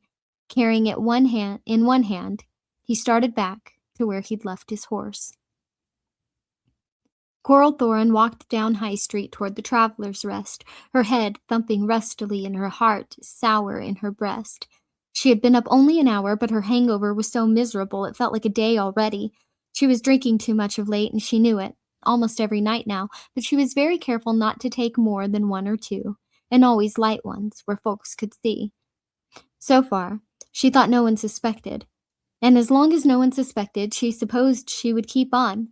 How else to bear her idiotic brother, this idiotic town, and of course, the knowledge that all the ranchers in the Horsemen's Association and at least half the large landowners were traitors. Fuck the affiliation, she whispered. Better a bird in the hand. But did she really have a bird in the hand? Did any of them? Would Farson keep his promises? Promises made by a man named Latigo and passed on by their own inimitable Kimba Reimer. Coral had her doubts. Despos had such a convenient way of forgetting their promises, and birds in the hand such an irritating way of pecking your finger, shitting in your palm, and then flying away. Not that it mattered now. She had made her bed.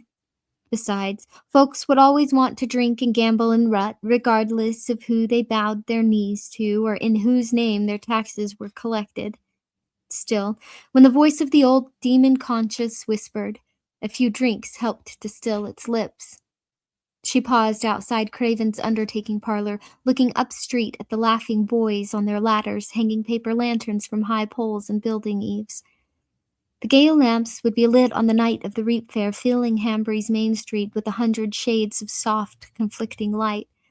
For a moment, Coral remembered the child she had been, looking at all the colored paper lanterns with wonder, listening to the shouts and the rattles of fireworks, listening to the dance music coming from the Greenheart as her father held her hand.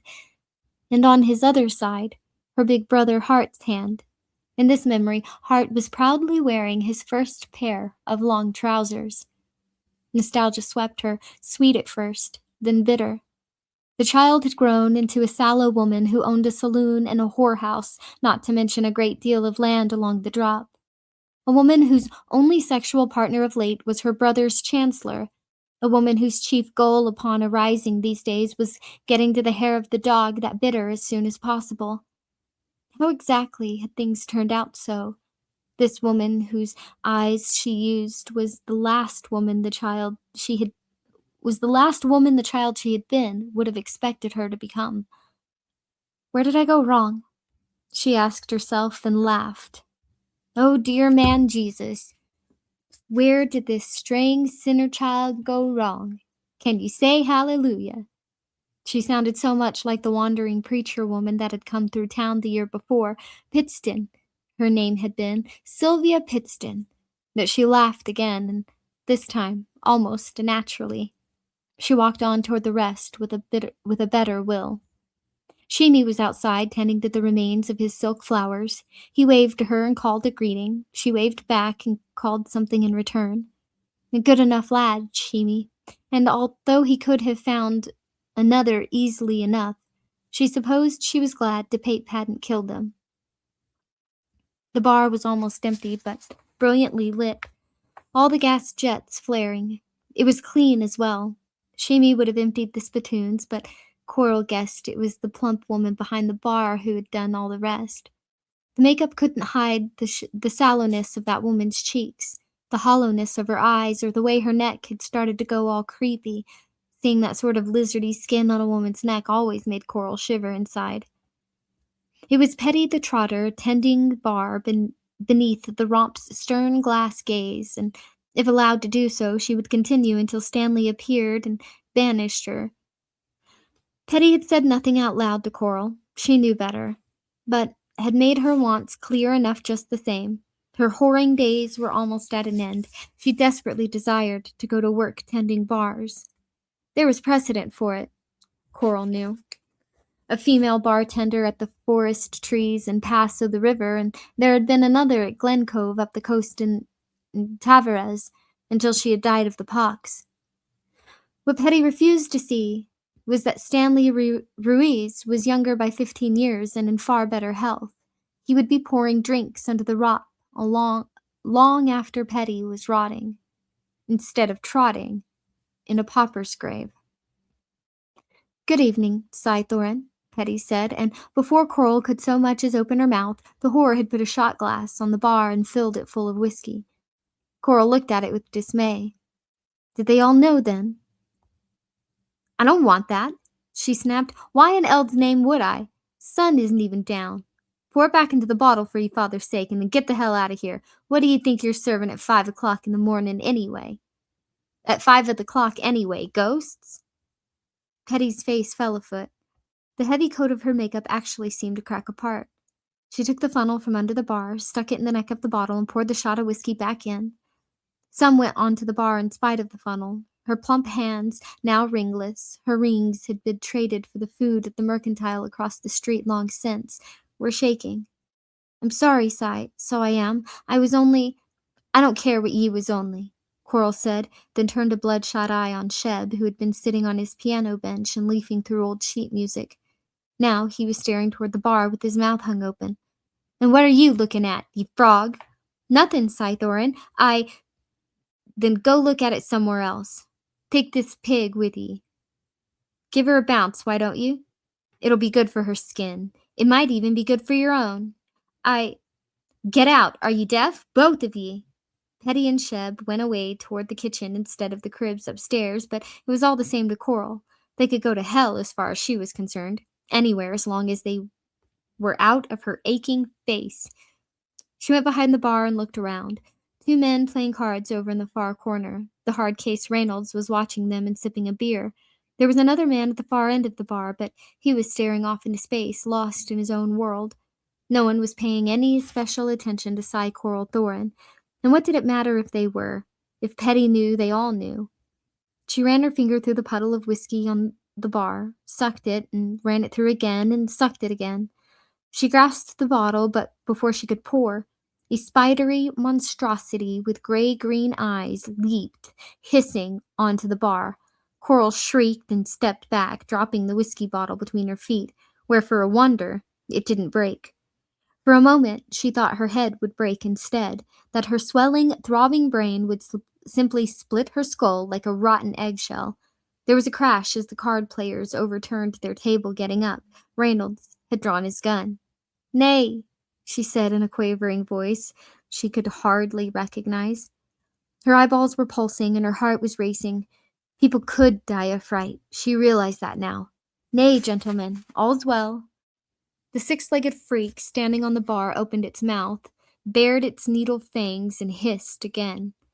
Coral bent down, and as her head passed below the level of her waist, she was once more not sure it wasn't going to explode. Picked up the bottle and saw that it was still a quarter full, and drank directly from the neck, no longer caring who saw her do it or what they thought. As if hearing her thought, Musty hissed again. He was wearing a red collar this afternoon. On him, it looked baleful rather than jaunty. Beneath it was tucked a white scrap of paper.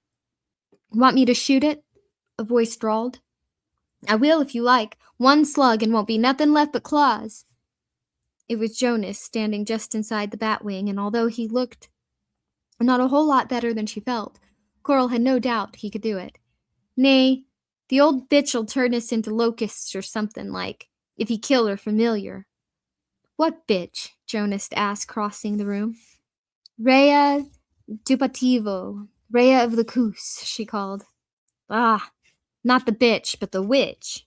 She's both." Jonas stroked the cat's back. It allowed itself to be petted, even arching against his hand, but he only gave it the single caress. Its fur had an unpleasant, damp feel. "Would you consider sharing that?" he asked, nodding toward the bottle. "It's early, but my leg hurts like a devil's stick of sin. Your leg, my head, early or late, on the house." Jonas raised his white eyebrows. "Count your blessings and have at it, Cully." She reached toward Musty. He hissed again, but allowed her to draw the note out from under his collar. She opened it and read the 5 words that were printed there. "I'm dry. Send the boy." "Might I see?" Jonas asked. With the first drink down and warming his belly, the world looked better. "Why not?" She handed him the note. Jonas looked, then handed it back. He had almost forgotten Rhea, and that wouldn't have done at all. But it was so hard to remember everything, wasn't it? Just lately, Jonas felt less like a hired gun than a cook trying to make all 9 courses of a state dinner come out at the same time. Luckily, the old hag had reminded him of her presence herself. God bless her thirst. And his own, since it had landed him here at the right time. "Sheemy," Coral bawled. She could also feel the whiskey working. She felt almost human again. She even wondered if Eldred Jonas might be interested in a dirty evening with the mayor's sister. Who knew it might speed the hours? Sheemy came in through the bat wings, hands grimy, pink sombrero bouncing on his back at the end of his cuerda. "Aye, Coral Thorn, here I be." She looked past him, calculating the sky. Not tonight. Not even for Rhea. She wouldn't send Sheemy up there after dark. And that was the end of it. "Nothing," she said in a voice that was gentler than usual. "Go back to your flowers and see that ye cover them well.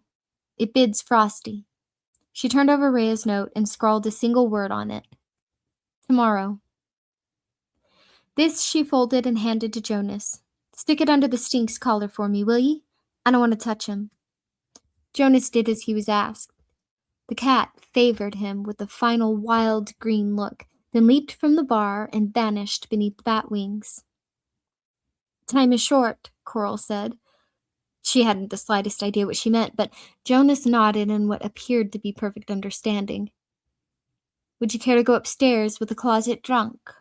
I'm not much in the looks department, but I can still spread 'em all the way to the edge of the bed, and I don't just lie there." He considered, then nodded. His eyes were gleaming. This one was as thin as Cordelia Delgado. But what difference, eh? What a difference. All right. "I've been known to say some nasty things. Fair warning." Dear lady, I shall be all ears. She smiled. Her headache was gone. Aye, I'll just bet ye will. Give me a minute. Don't move a step. He walked across to where Reynolds sat. Drag up a chair. Uh, drag up a chair, Eldred. I think not. There's a lady waiting. Reynolds' gaze flicked briefly toward the bar. You're joking. I never joke about women, Clay. Now mark me. Reynolds sat forward, eyes intent. Jonas was grateful this wasn't to Pape. Roy would do what you asked, and usually well enough, but only after you'd explained it to him half a dozen times. Go to Langle, he said. Tell him we want to put about a dozen men, no less than 10, out at yon oil patch. Good men who can get their heads down and keep them down and not snap and trap too soon on an ambush, if ambition's required. Tell him Brian Hookie's to be in charge. He's got a level head, which is more than can be said for most of these poor things. Reynolds' eyes were hot and happy. You expect the brats? They've been out there once. Mayhap they'll be out again. If so, they're to be crossfired and knocked down dead. At once, with no warning, you understand? Yar, and the tale after. Why, that the oil in the tankers must have been their business, Jonas said with a crooked smile. To be taken to Farson at their command and by the Confederates unknown. Will be carried through the streets on the town's shoulders come reap, hailed as the men who rooted out the traitors. Where's Roy? Gone back to Hanging Rock. I saw him at noon. He says they're coming, Eldred. Says when the wind swings into the east, he can hear approaching horses. Maybe he only hears what he wants to hear, but he suspected the Pape was right. Jonas's mood, at rock bottom when he stepped into the Traveler's Rest, was now very much on the rebound. We'll start moving the tankers soon. Whether the brats come or not. At night and 2 by 2, like the animals going on board All Pa's Ark. He laughed at this. But we'll leave some, eh? Like cheese in a trap.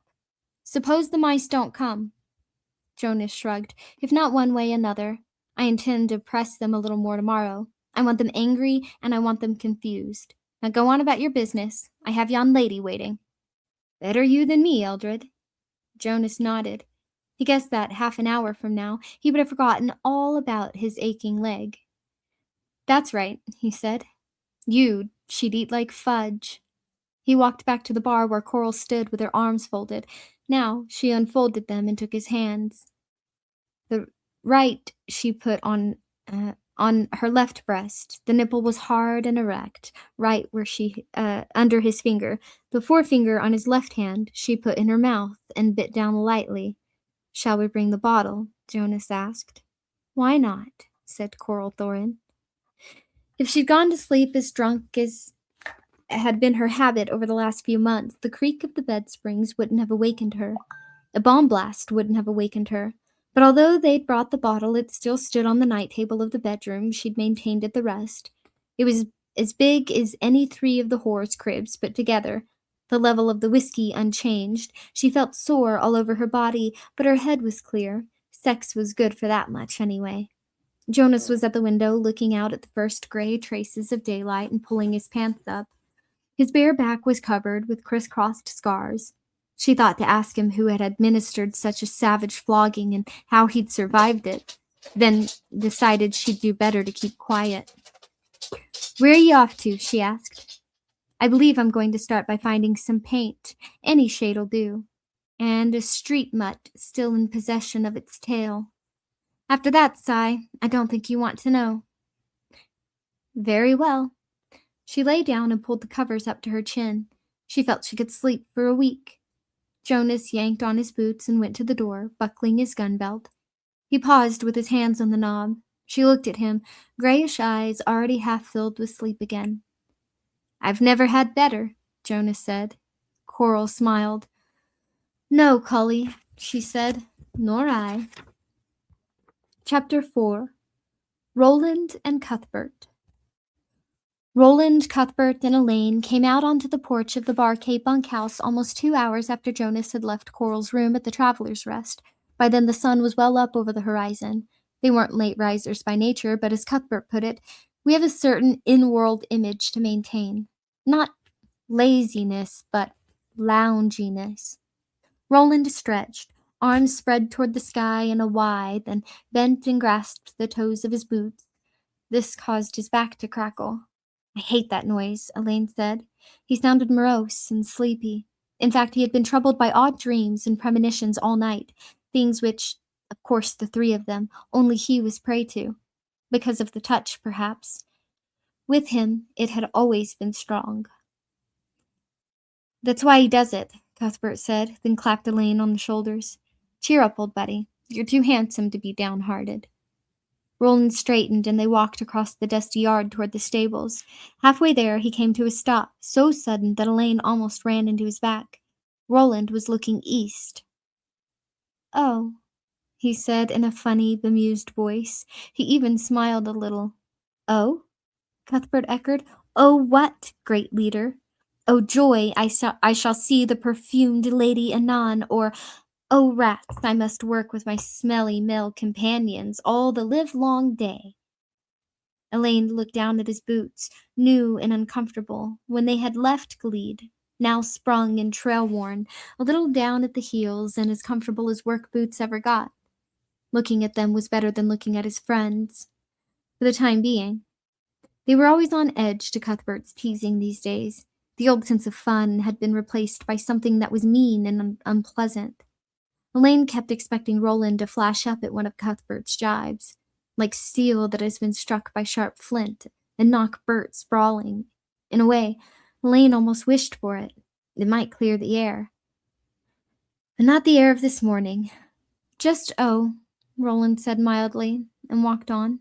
Cry your pardon, for I know you'll not want to hear it, but I'd speak a further word about the pigeons, Cuthbert said as they saddled their mounts.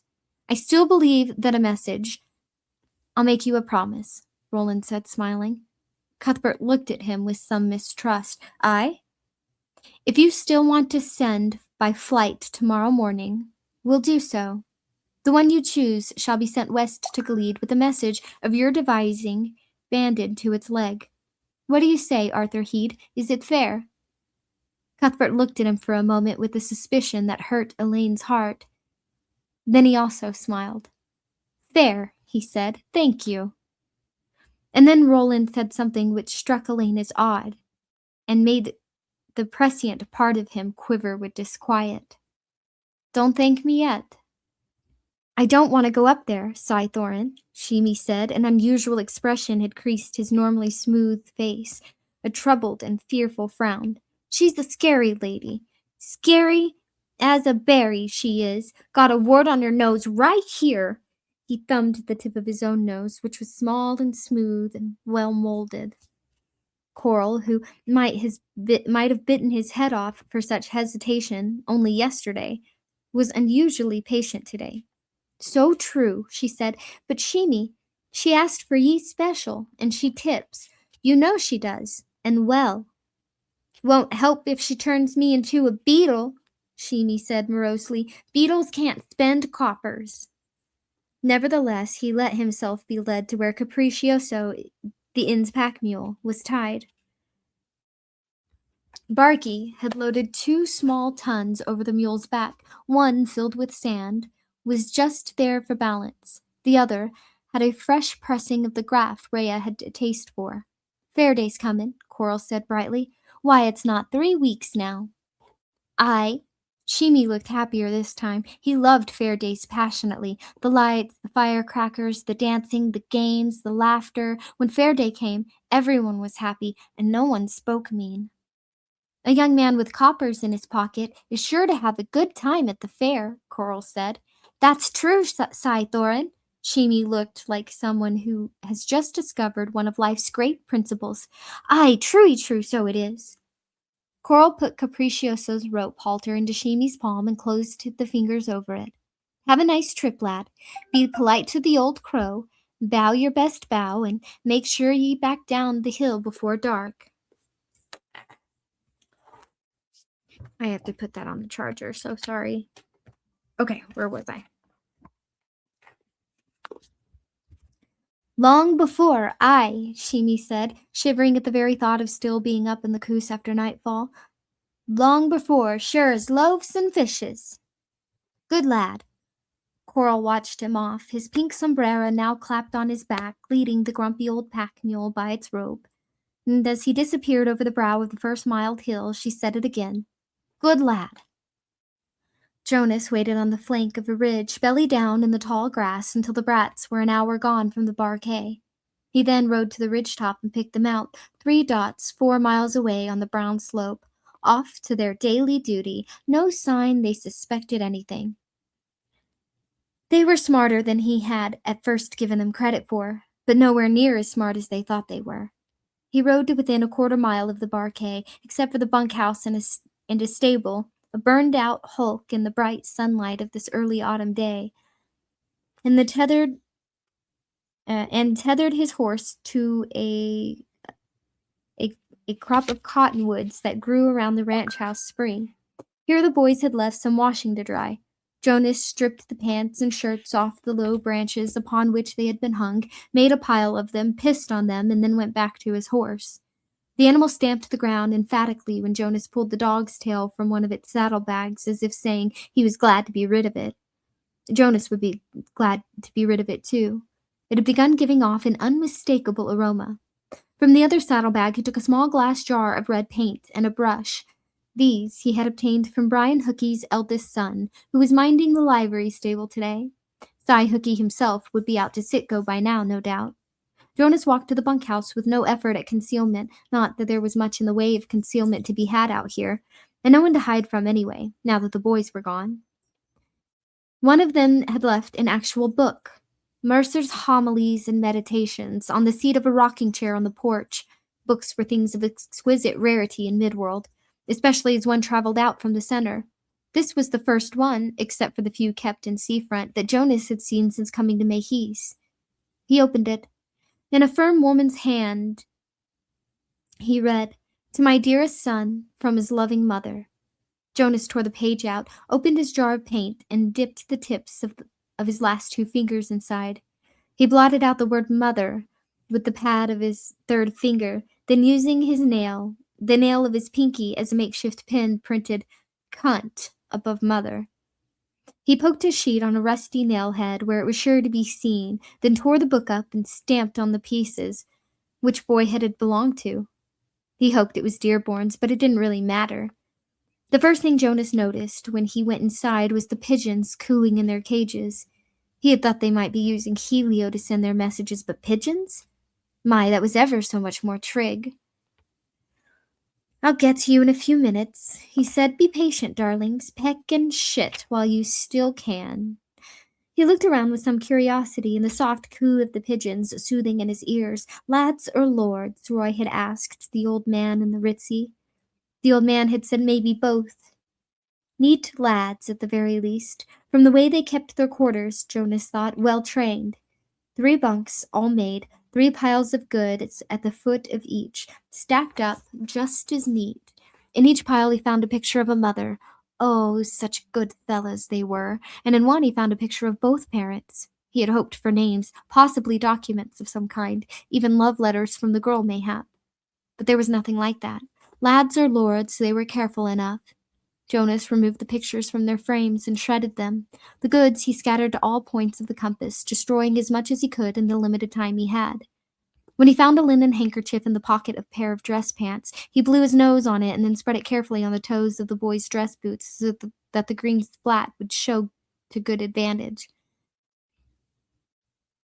What could be more aggravating, more unsettling, than to come home after a hard day spent tallying stock and find some stranger's snot on one of your personals? The pigeons were upset now. They were incapable of scolding like jays or rooks, but they tried to flutter away from him when he opened their cages. It did no good, of course. He caught them one by one and twisted their heads off. That much accomplished, Jonas popped one bird beneath the straw tick pillow of each boy. Beneath one of these pillows he found a small bonus, paper strips and a storage pen, undoubtedly kept for the composition of messages. He broke the pen and flung it across the room. The strips he put in his own pocket. Paper always came in handy. With the pigeons seen to, he could hear better. He began walking slowly back and forth on the board floor, head cocked, listening. When Elaine came riding up to him in a gallop, Roland ignored the boy's strained white face and burning, frightened eyes. I make it 31 on my side, he said, all with the barony brand, crown and shield. You? We have to go back, Elaine said. Something's wrong. It's the touch. I've never felt it so clear. Your count? Roland asked. There were times such as now, when he found Elaine's ability to use the touch more annoying than helpful. 40, or 41, I forget. And what does it matter? They moved what they don't want us to count, Roland. Didn't you hear me? We have to go back. Something's wrong. Something's wrong at our place. Roland glanced toward Bert, riding peaceably some 500 yards away. Then he looked back at Elaine, his eyebrows raised in a silent question. Bert? He's numb to the touch, and always has been. You know it. I'm not. You know I'm not. Roland, please. Whoever it is will see the pigeons, maybe find our guns. The normally phlegmatic Elaine was nearly crying in his excitement and dismay. If you won't go back with me, give me leave to go back by myself. Give me leave, Roland, for your father's sake. For your father's sake, I give you none, Roland said. My count is 31. Yours is 40. Yes, we'll say 40. 40's a good number, good as any I want. Now we'll change sides and count again. What's wrong with you? Elaine almost whispered. He was looking at Roland as if Roland had gone mad. Nothing. You knew. You knew when we left this morning. Oh, I might have seen something, Roland said. A reflection, perhaps, but do you trust me, Al? That's what matters, I think. Do you trust me, or do you think I lost my wits when I lost my heart, as he does? He jerked his head in Cuthbert's direction. Roland was looking at Elaine with a faint smile on his lips, but his eyes were ruthless and distant. It was Roland's over-the-horizon look. Elaine wondered if Susan Delgado had seen that expression yet, and if she had, what she made of it. I trust you. By now Elaine was so confused that he didn't know for sure if that was a lie or the truth. Good. Then switch sides with me. My count is 31, mind. 31, Elaine agreed. He raised his hands, then dropped them back into his thighs with a slap so hard his normally stolid mount laid his ears back and jiggered a bit under him. 31. I think we may go back early today, if that's any satisfaction to you, Roland said, and rode away. Elaine watched him. He'd always wondered what went on in Roland's head, but never more than now.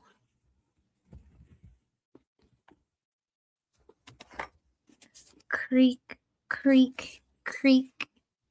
Here's what he'd been listening for, and just as Jonas was about to give up the hunt, he had expected to find their hidey hole a little closer to their beds, but they were trig all right. He went to one knee and used the blade of his knife to pry up the board, which had creaked. Under it there were 3 bundles, each swaddled in dark strips of cotton cloth. The strips were damp to the touch and smelled fragrantly of gun oil. Jonas took the bundles out and unwrapped each, curious to see what sort of calibers the youngsters had brought. The answer turned out to be serviceable but undistinguished.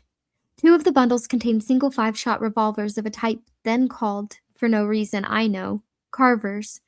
The third contained 2 guns, 6-shooters of higher quality than the Carvers. In fact, for one heart-stopping moment, Jonas thought he had found the big revolvers of a gunslinger, true blue steel barrels, sandalwood grips, bore like mine shafts. Such guns could not have left, no matter what the cost to his plans. Seeing the plain grips was thus something of a relief. Disappointment was never a thing you looked for, but he had a wonderful way of clearing the mind. He rewrapped the guns and put them back, but the board back as well. The gang of ne'er-do-wells, clots from town, might possibly come out here, and might possibly vandalize the guarded bunkhouse, scattering what they didn't tear up. Find a hiding place such as this? No, my son, not likely. Do you really think they'll believe it was hooligans from town that did this? They might. Just because he had underestimated them to start with didn't mean he should turn about face and begin overestimating them now. And he had the luxury of not needing to care. Either way, it would make them angry enough to rush full tilt around their hillock, perhaps, to throw caution to the wind and reap the whirlwind. Jonas poked the end of the severed dog tail into one of the pigeon cages so it stuck up like a huge mocking feather. He used the paint to write such charmingly boyish slogans as "Suck my prick," "Go home, you rich fuckers," on the walls. Then he left, standing on the porch for a moment to verify he still had the bar K to himself. Of course he did. Yet for a blink or two, there at the end, he'd felt uneasy, almost as though he'd been scented by some sort of in-world telepathy, mayhap. There is such, you know it, the touch it's called. Aye, but that was the tool of gunslingers, artists, and lunatics, not of boys, be they lords or just lads. Jonas went back to his horse at a near trot, nevertheless, mounted, and rode toward town. Things were reaching a boil, and there would be a lot to do before Demon Moon rose full in the sky. Rhea's hut, its stone walls and cracked guijarros of its roof, slimed with moss, huddled on the last hill of the Coos. Beyond it was a magnificent view nonetheless, the bad grass, the desert, Hanging Rock, Eyebolt Canyon. But scenic vistas were the last thing on Shimi's mind as he led Capriccioso cautiously into Rhea's yard not long after noon. He had been hungry for the last hour or so, but now the pangs were gone. He hated this place worse than any other in the barony, even more than Sitgo with its big towers always going creakety-creak and clankety-clank. "Sai?" he called, leading the mule into the yard. Cappy balked as they neared the hut, planting his feet and lowering his neck, but when Shimi tugged the halter, he came on again. Shimi was almost sorry. "Ma'am? Nice old lady that wouldn't hurt a fly. You there, Yare? It's good old Shimi with your graph." He smiled and held out his free hand, palm up, to demonstrate his exquisite harmlessness, but from the hut there was still no response. Shimi felt his guts first coiled and cramp. For a moment he thought he was going to shit his pants just like a baby, just like a babby. Then he passed wind and felt a little better, in his bowels at least. He walked on, liking this less at every step. The yard was rocky and straggling weeds yellowish as if the hut's resident had blighted the very earth with her touch. There was a garden, and Shimi saw that the vegetables still in it, pumpkins and sharproot mostly, were muties. Then he noticed the garden's stuffy guy. It was also a mutie, a nasty thing with 2 straw heads instead of 1, and what appeared to be a stuffed hand and a woman's satin glove poking out of the chest area. "Cy Thorne'll never talk me up here again," he thought, "not for all the pennies in the world." The hut's door stood open. To Shimi it looked like a gaping mouth. A sickish, dank smell drifted out. Shimi stopped about 15 paces from the house, and when Cappy nuzzled his bottom as if to ask what was keeping them, the boy uttered a brief screech. The sound of it almost set him running, and it was only by exercising all his willpower that he was able to stand his ground. The day was bright, but up here on this hill, the sun seemed meaningless. This wasn't his first trip up here, and Rhea's Hill had never been pleasant, but it was somehow worse now. It made him feel the way the sound of the thinny made him feel when he woke and heard it in the middle of the night, as if something awful was sliding toward him, something that was still all insane eyes and red, reaching claws. "Sai? Is anyone here? Come closer." The voice drifted out of the open door. "Come to where I can see you, idiot boy." Trying not to moan or cry, Shimi did as the voice said. He had an idea that he was never going back down the hill again. Capriccioso, perhaps, but not him. Poor old Shimi was going to end up in the cook pot. Hot dinner tonight, soup tomorrow, cold snacks until year's end. That's what he would be. He made his reluctant way to Rhea's stoop on rubbery legs. If his knees had been closer together, they would have knocked like castanets. She didn't even sound the same. "Sai? I'm afraid so. I am." "So you should be," the voice said. It drifted and drifted, slipping out into the sunlight like a sick puff of smoke. "Never mind, though. Just do as I say. Come closer, Shimi, son of Stanley." Shimi did so. Although terror dragged at every step he took, the mule followed, head down. Cappy had honked like a goose all the way up here, honked ceaselessly, but now he had fallen silent. "So, here ye be," the voice buried in those shadows whispered. "Here ye be indeed." She stepped into the sunlight falling through the open door, wincing for a moment as it dazzled her eyes. Clasped in her arms was the empty graft barrel. Coiled around her throat like a necklace was Hermod. Shimi had seen the snake before, and on a previous occasion had never failed to wonder what sort of agonies he might suffer before he died if he happened to be bitten by such. Today he had no such thoughts. Compared to Rhea, Hermod looked normal. The old woman's face had sunken at the cheeks, giving the rest of her head the look of a skull. Brown spots swarmed out of her thin hair and over her bulging brow like an army of invading insects. Below her left eye was an open sore, and her grin showed only a few remaining teeth. "Don't like the way I look, do ye?" she asked. "Makes your heart cold, don't it?" No, Shimi said, and then, because that didn't sound right, "I mean, yes, but gods, that sounded even worse. You're beautiful, Sai," he blurted.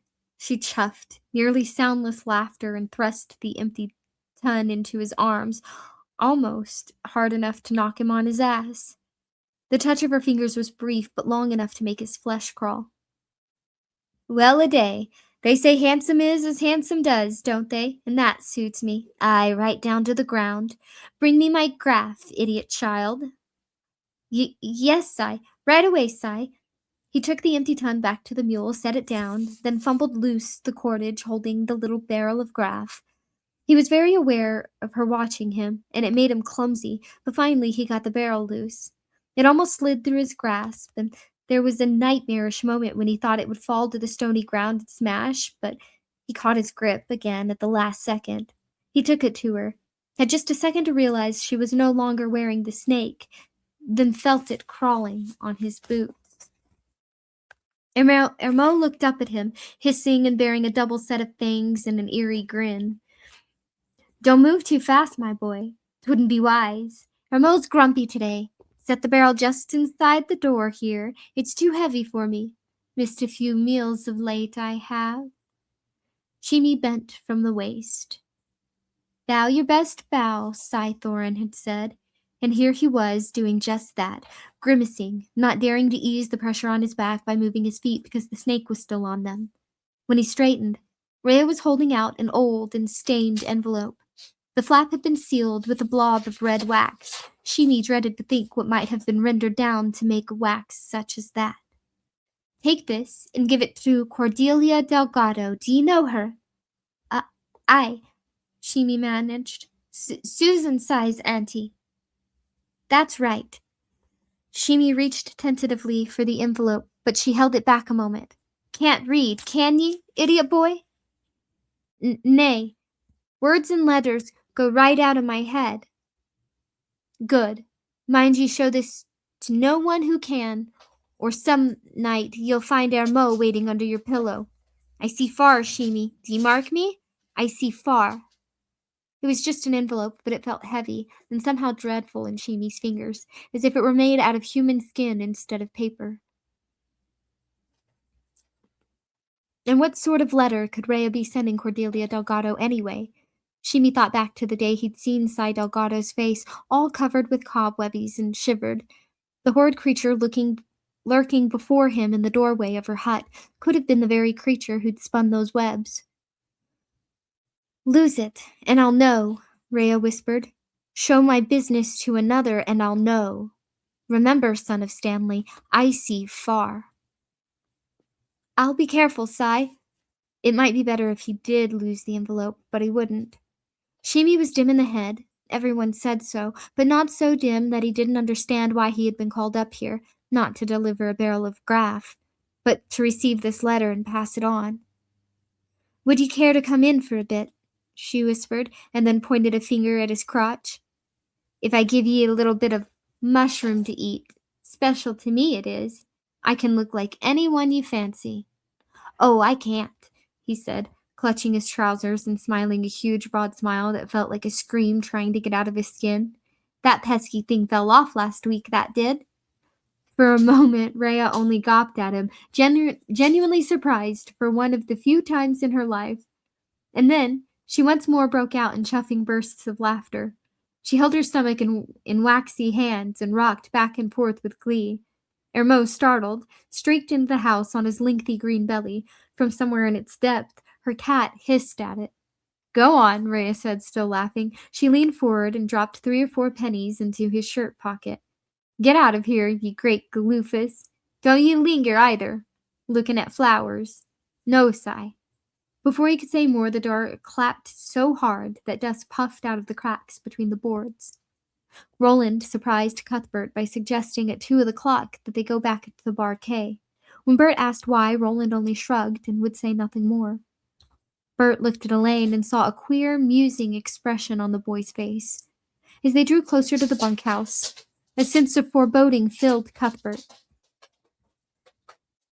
They topped a rise and looked down at the Bar K. The bunkhouse door stood open. "Roland!" Elaine cried. He was pointing to the cottonwood grove where the ranch's spring was. Their clothes, neatly hung to dry when they left, were now scattered, held to breakfast. Cuthbert dismounted and ran to them, picked up a shirt, sniffed it, flung it away. "Pissed on!" he cried indignantly. "Come on, Roland, let's look at the damage." There was a lot of damage to look at. As you expected, Cuthbert thought, gazing at Roland. Then he turned to Elaine, who appeared gloomy, but not really surprised. "As you both expected." Roland bent toward one of the dead pigeons and plucked at something so fine Cuthbert at first couldn't see what it was. Then he straightened up and held it out to his friends. A single hair, very long, very white. He opened the pinch of his thumb and forefinger and let it waft to the floor. There it lay amid the shredded remains of Cuthbert Allgood's mother and father. "If you knew that old Corby was here, why didn't we come back and end his breath?" Cuthbert heard himself ask. "Because the time was wrong," Roland said mildly. "He would have done it, had it been one of us in this place, destroying his things. We are not like him," Roland said mildly. "I'm going to find him and blow his teeth out the back of his head." "Not at all," Roland said mildly. If Bert had to listen to one more mild word from Roland's mouth, he would run mad. All thoughts of fellowship and quartet left his mind, which sank back into his body and was at once obliterated by simple red fury. Jonas had been here. Jonas had pissed on their clothes, called Elaine's mother a cunt, torn up their most treasured pictures, painted childish obscenities on their walls, killed their pigeons. Roland had known, done nothing, intended to continue doing nothing, except fuck his Gilly girl. He would do plenty of that. Aye, because now that was all he really cared about. But she won't like the look of your face the next time you climb into the saddle," Cuthbert thought. "I'll see to that." He drew back his fist. Elaine caught his wrist. Roland turned away and began picking up scattered blankets as if Cuthbert's furious face and cocked fist were simply of no account to him. Cuthbert balled up his other fist, meaning to make Elaine let go of him one way or another, but the sight of his friend's round and honest face, so guileless and dismayed, quieted his rage a little. His argument wasn't with Elaine. Cuthbert was sure the boy had known something bad was happening here, but he was also sure that Roland had assisted Elaine do nothing until Jonas was gone. "Come with me," Elaine muttered, slinging an arm around Bert's shoulder. "Outside. For your father's sake, come. You have to cool off. This is no time to be fighting amongst ourselves. It's no time for our leader's brains to drain down his prick, either," Cuthbert said, making no effort to lower his voice. But the second time Elaine tugged him, Bert allowed himself to be led toward the door. "I'll stay my rage at him this one last time," he thought, "but I know this is all I can manage. I'll have Elaine tell him so." The idea of using Elaine as a go-between to his best friend, of knowing that things had come to such a pass, filled Cuthbert with an angry, despairing rage, and at the door to the porch he turned back to Roland. "She has made you a coward," he said in the high speech. Beside him, Elaine drew in his breath sharply. Roland stopped as if suddenly turned to stone, his back to them, his arm full of blankets. In that moment, Cuthbert was sure Roland would turn and rush toward him. They would fight, likely until one of them was dead or blind or unconscious. Likely that one would be him, but he no longer cared. But Roland never turned. Instead, in the same speech, he said, "He came to steal our guile and our caution. With you he has succeeded." "No," Cuthbert said, lapsing back into his low speech. "I know that part of you really believes that, but it's not so. The truth is, you've lost your compass. You've called your careless love and made a virtue of irresponsibility. For God's sake, come!" Elaine nearly snarled and yanked him out the door. When Roland was out of sight, Cuthbert felt his rage veering toward Elaine in spite of himself. It turned like a weather vane when the winds shift. The two of them stood facing each other in the sunshiny doorway. Elaine looking unhappy and distracted, Cuthbert with his hands knotted in a fist so tight they trembled at his sides. "Why do you always excuse him? Why?" "Out on the drop. He asked me if I trusted him. I said I did, and I do." "Then you're a fool, and he's a gunslinger. If he says we must wait longer, we must. He's a gunslinger by accident, a freak, a mutie." Elaine stared at him in silent shock. "Come with me, Elaine. It's time to end this mad game. We'll find Jonas and kill him. Our quartet is broken. We'll make a new one, you and I." "It's not broken. If it does break, it'll be you responsible. And for that, I'll never forgive you." Now it was Cuthbert's turn to be silent. "Go for a ride, why don't you? A long one. Give yourself time to cool off. So much depends on our fellowship." "Tell him that." "No, I'm telling you. Jonas wrote a foul word about my mother. Don't think I'd go with you just to avenge that if I didn't think Roland was right. That it's what Jonas wants, for us to lose our wits and come charging blindly around our hillock." "That's right, but it's wrong too," Cuthbert said. Yet his hands were slowly unrolling, fists becoming fingers again.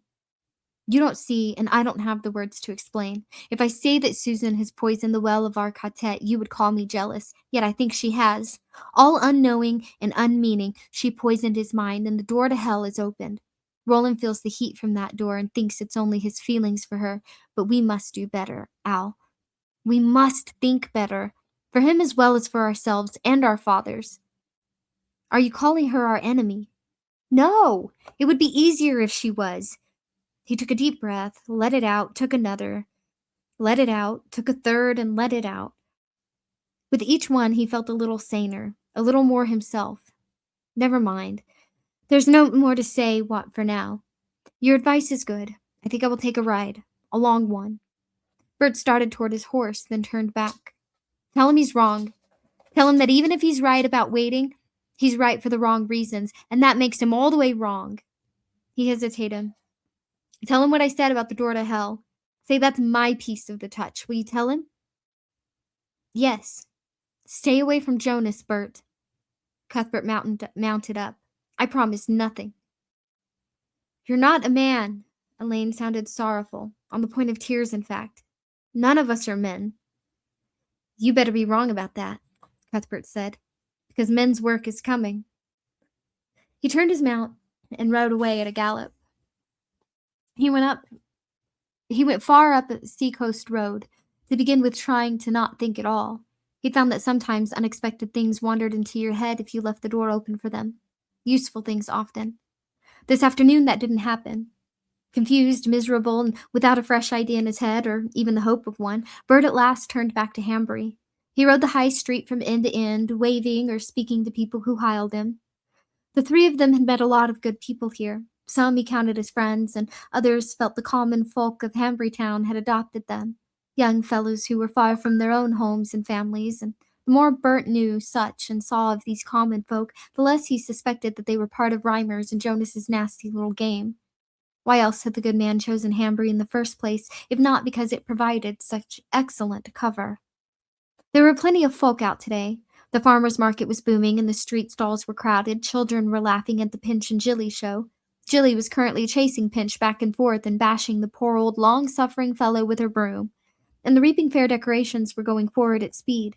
Yet Cuthbert felt only a little joy and anticipation at the thought of the fair, because it wasn't his own. It wasn't Gilead reaping, perhaps, but mostly just because his mind and heart were so heavy. If this was what growing up was like, he thought he could have skipped the experience. He rode on out of town, the ocean now at his back, the sun full on his face, his shadow growing ever longer behind him. He thought he'd soon veer off the great road and ride across the drop to Barquet, but before he could, here came his old friend Sheeny, leading a mule. Sheeny's head was down, his shoulders slumped, his pink brera askew, his boots dusty. To Cuthbert, he looked as though he had walked all the way from the tip of the earth. "Sheemy," Cuthbert cried, already anticipating the boy's cheery grin and loony patter. "Long days and pleasant nights. How are ye?" Sheemy lifted his head. As the brim of his sombrero came up, Cuthbert felt silent. He saw the dreadful fear on the boy's face, the pale cheeks, the haunted eyes, the trembling mouth. Sheemy could have been at the Delgados' place 2 hours ago if he'd wanted, but he had trudged along at a turtle's pace, the letter inside his shirt seeming to drag at his every step. It was awful.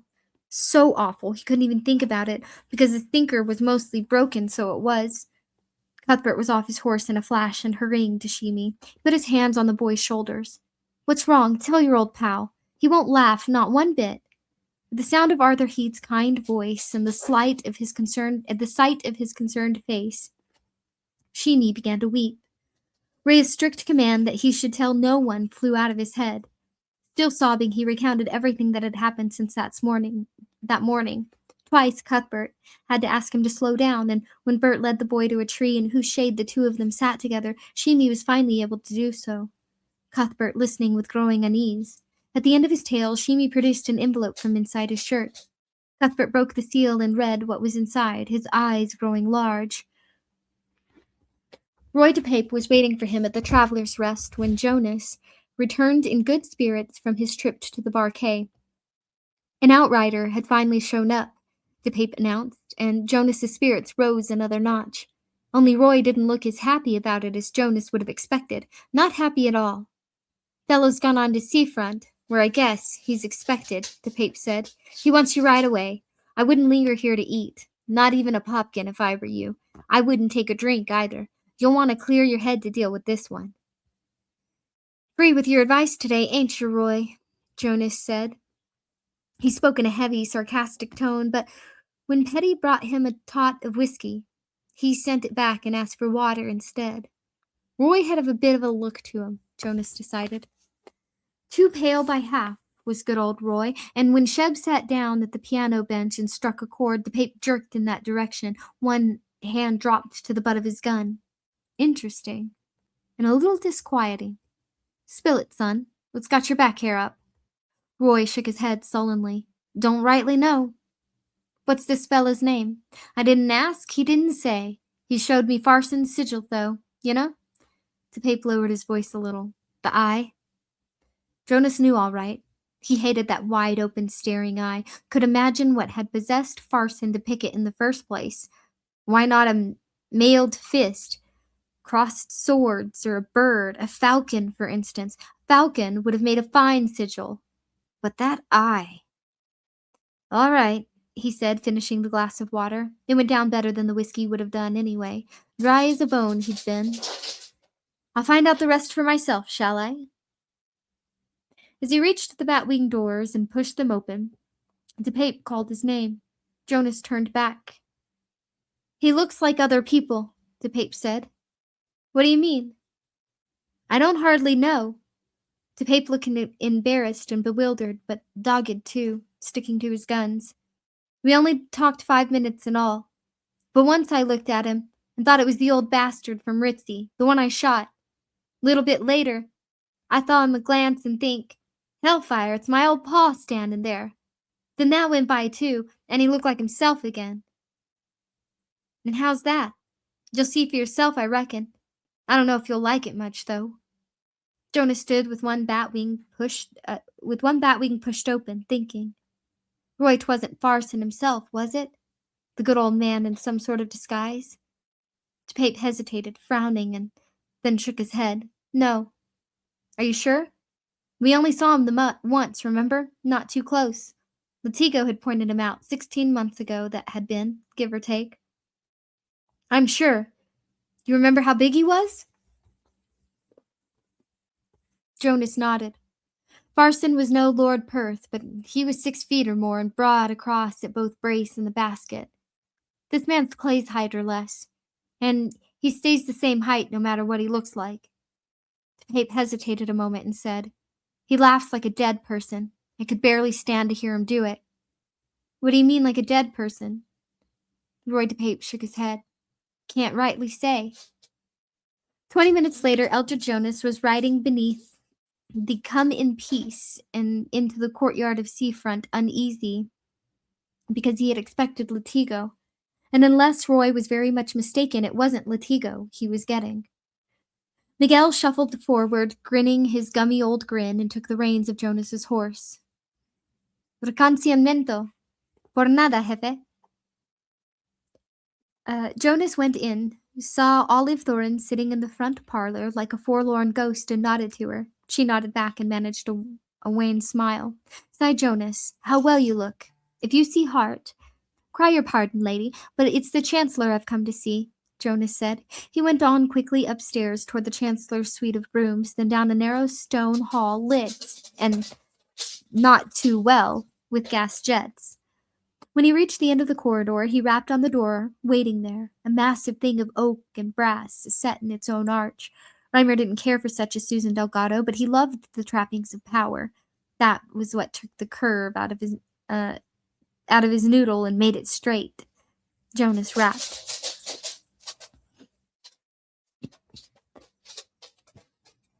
Nix, are you gonna pick a spot, sweetheart? Yes, I love you. Okay, sorry about that, guys. Where was I? Come in, my friend, a voice not Reimer's called. It was followed by a tittery laugh that made Jonas's flesh creep. He laughs like a dead person, Roy had said. Jonas pushed open the door and stepped in. Reimer cared for incense no more than he cared for the hips and lips of women, but there was incense burning in here now, a woody smell that made Jonas think of the court of Gilead and functions of state in the great hall. The gas jets were turned high, the draperies, purple velvet, the color of royalty. Reimer's absolute favorite, trembled minutely in the breath of sea breeze, coming in through the open windows. Of Reimer there was no sign, of anyone else come to that. There was a little balcony, but the doors giving in on it were open, and no one was out there. Jonas stepped a little further into the room, glancing into the gilt-framed mirror on the far side to check behind without turning his head. No one here either. Ahead and to the left was a table with places set for two and a cold supper in place, but no one in either chair. Yet someone had spoken to him, someone who'd been directly on the other side of the door from the sound. Jonas drew his gun. Come now, said the voice which had bid him enter. It came from directly behind Jonas's left shoulder. No need for that. We're all friends here. All on the same side, you know. Jonas whirled on his heels, suddenly feeling old and slow. Standing there was a man of medium height, powerfully built from the look of him, with bright blue eyes and rosy red cheeks of either good health or good wine. His parted, smiling lips revealed cunning little teeth, which must have been filed to points. Surely such points couldn't be natural. He wore a black robe like the robe of a holy man, with the hood pushed back. Jonas's first thought that the fellow was bald had been wrong, he saw. The hair was simply cropped so stringently that it was nothing but fuzz. Put the bean shooter away, the man in black said. We're friends here, I tell you. Absolutely palsy-wowsy. We'll break bread and speak of many things, oxen and oil tankers, and whether or not Frank Sinatra really was a better crooner than Der Bingle. Who? A better what? No one you know, nothing that matters. The man in black tittered again. It was, Jonas thought, the sort of sound one might expect to hear drifting through the barred windows of a lunatic asylum. He turned, looked into the mirror again. This time he saw the man in black standing there and smiling at him, big as life. Gods, had he been there all along? Yes, but you couldn't see him until he was ready to be seen. I don't know if he's a wizard, but He's a glamour man, all right. Mayhap, even Farson's sorcerer. He turned back. The man in the priest's robe was still smiling, no pointed teeth now, but they had been pointed. Jonas would lay his watch and warrant on it. Where's Reimer? I sent him away to work with young Cy Delgado on our Reaping Day catechisms, the man in black said. He slung a chummy arm around Jonas's shoulder and began leading him toward the table. Best we palaver alone, I think. Jonas didn't want to offend a Farson's man, but he couldn't bear the touch of that arm. Couldn't say why, but it was unbearable, pestilential. He shrugged it off and went on to one of the chairs, trying not to shiver. No wonder DePape had come back from Hanging Rock looking so pale. No damned wonder. Instead of being offended, the man in black tittered again. Yes, Jonas thought, he does laugh like the dead. Very like, so he does. For one moment, Jonas thought it was Fardo, Court's father, in this room with him, that it was the man who had sent him west all those years ago, and he reached for his gun again.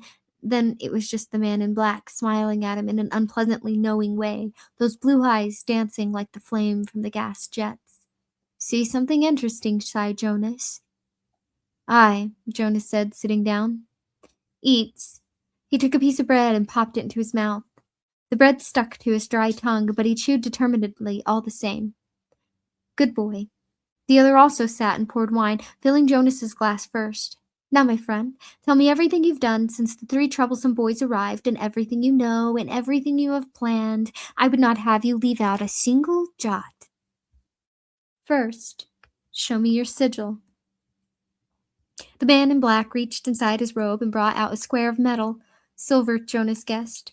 He tossed it onto the table and it clattered across to Jonas's plate. Engraved on it was what he'd expected. That hideous, staring eye. Satisfied? Jonas nodded. Slide it back to me. Jonas reached for it, but for once his normally steady hand resembled his reedy, unstable voice. He watched the fingers tremble for a moment and then lowered the hand quickly to the table. I don't want to. No, he didn't want to. Suddenly he knew that if he touched it, the engraved silver eye would roll and look directly at him.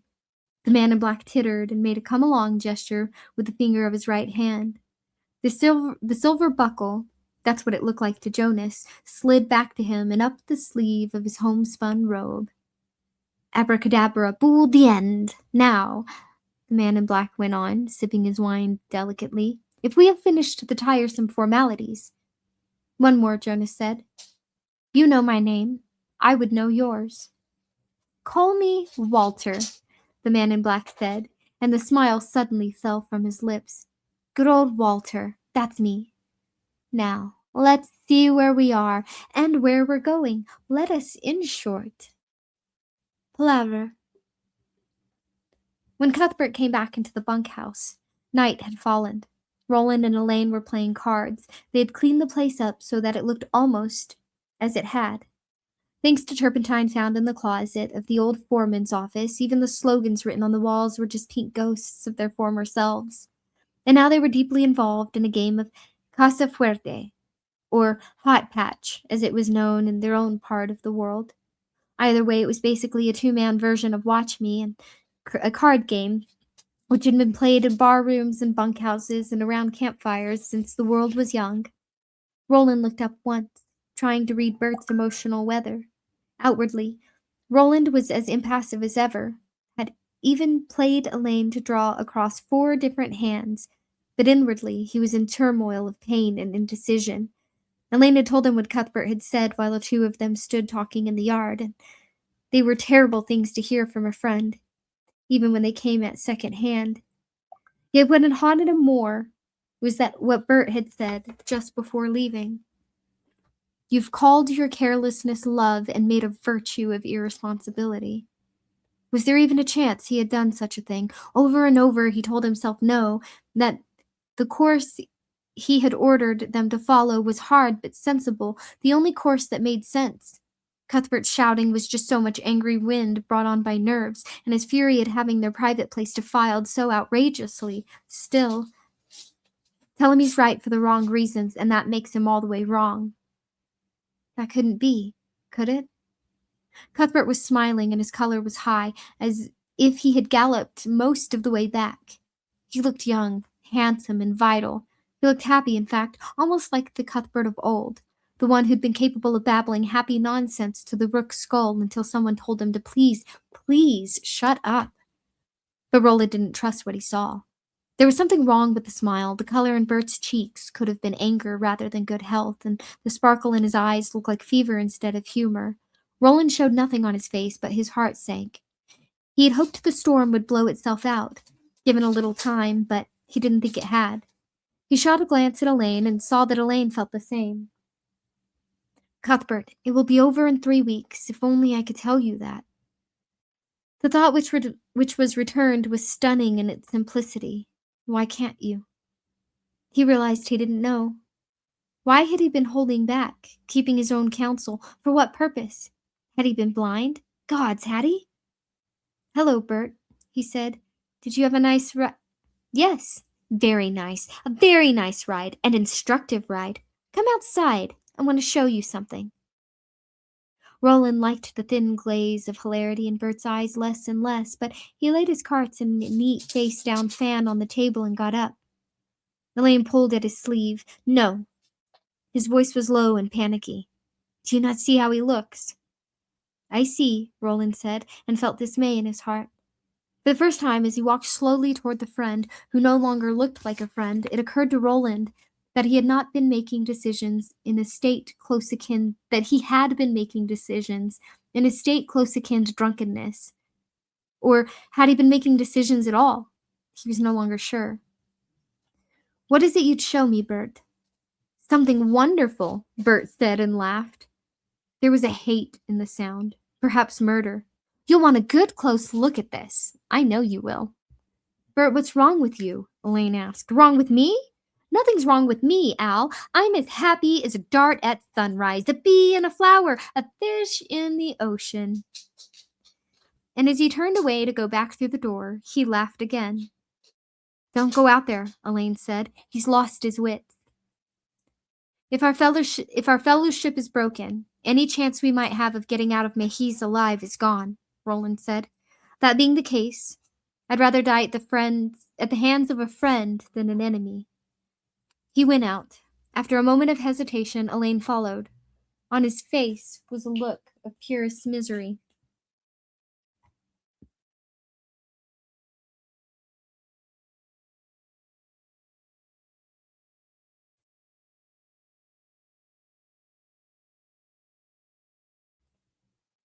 Huntress had gone, and Demon had not yet begun to show his face, but the sky was powdered with stars, and they threw enough light to see by. Cuthbert's horse, still saddled, was tied to the hitching rail. Beyond it, the square of dusty dooryard gleamed like a canopy of tarnished silver. What is it? Roland asked. They weren't wearing guns, any of them. There was that to be grateful for, at least. What would you show me? It's here! Cuthbert stopped at a point midway between the bunkhouse and the charred remains of the home place. He pointed with great assurance, but Roland could see nothing out of the ordinary. He walked over to Cuthbert and looked down. I don't see... Brilliant light, starshine times 1,000, exploded in his head as Cuthbert's fist drove against the point of his chin. It was the first time, except in play as very small boys, that Bert had ever struck him. Roland didn't lose consciousness, but he did lose control over his arms and legs. They were there, but seemingly in another country. Flailing... Hold on. One sec. Nix?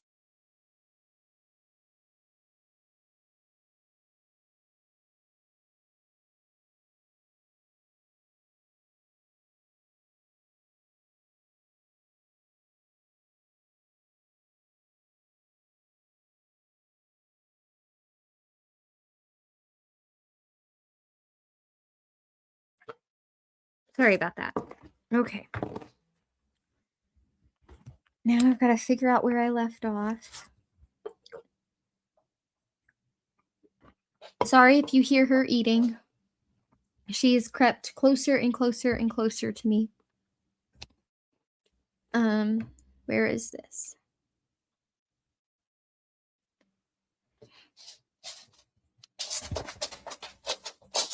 Nix, are you good? Would you find a place?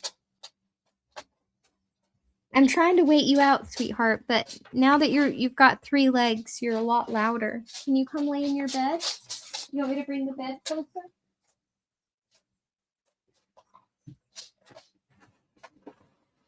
There you go, sweet girl. Come here. Hey.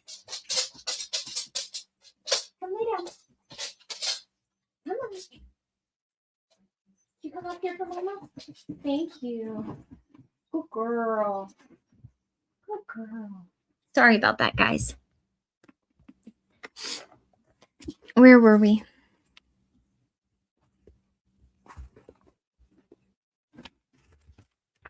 Oh, you're gonna go again?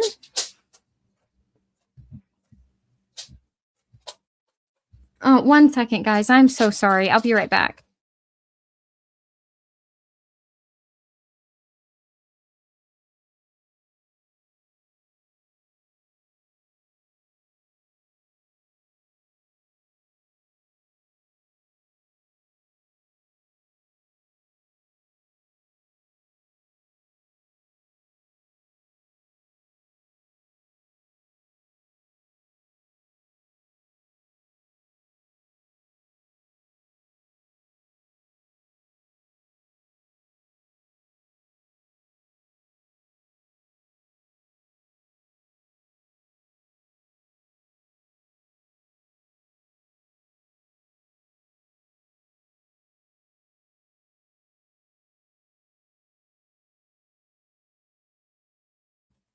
Sorry, she was really ready for her snack and she was struggling a little bit. And she's been getting closer and closer and closer to me, so I thought I'd appease her. Again, sorry if you hear her eating. Okay, but he did lose control over his arms and legs. They were there, but seemingly in another country, flailing like the limbs of a rag doll. He went down on his back, dust puffed up around him, the stars, seemingly strangely in motion, running in arcs and leaving milky trails behind them.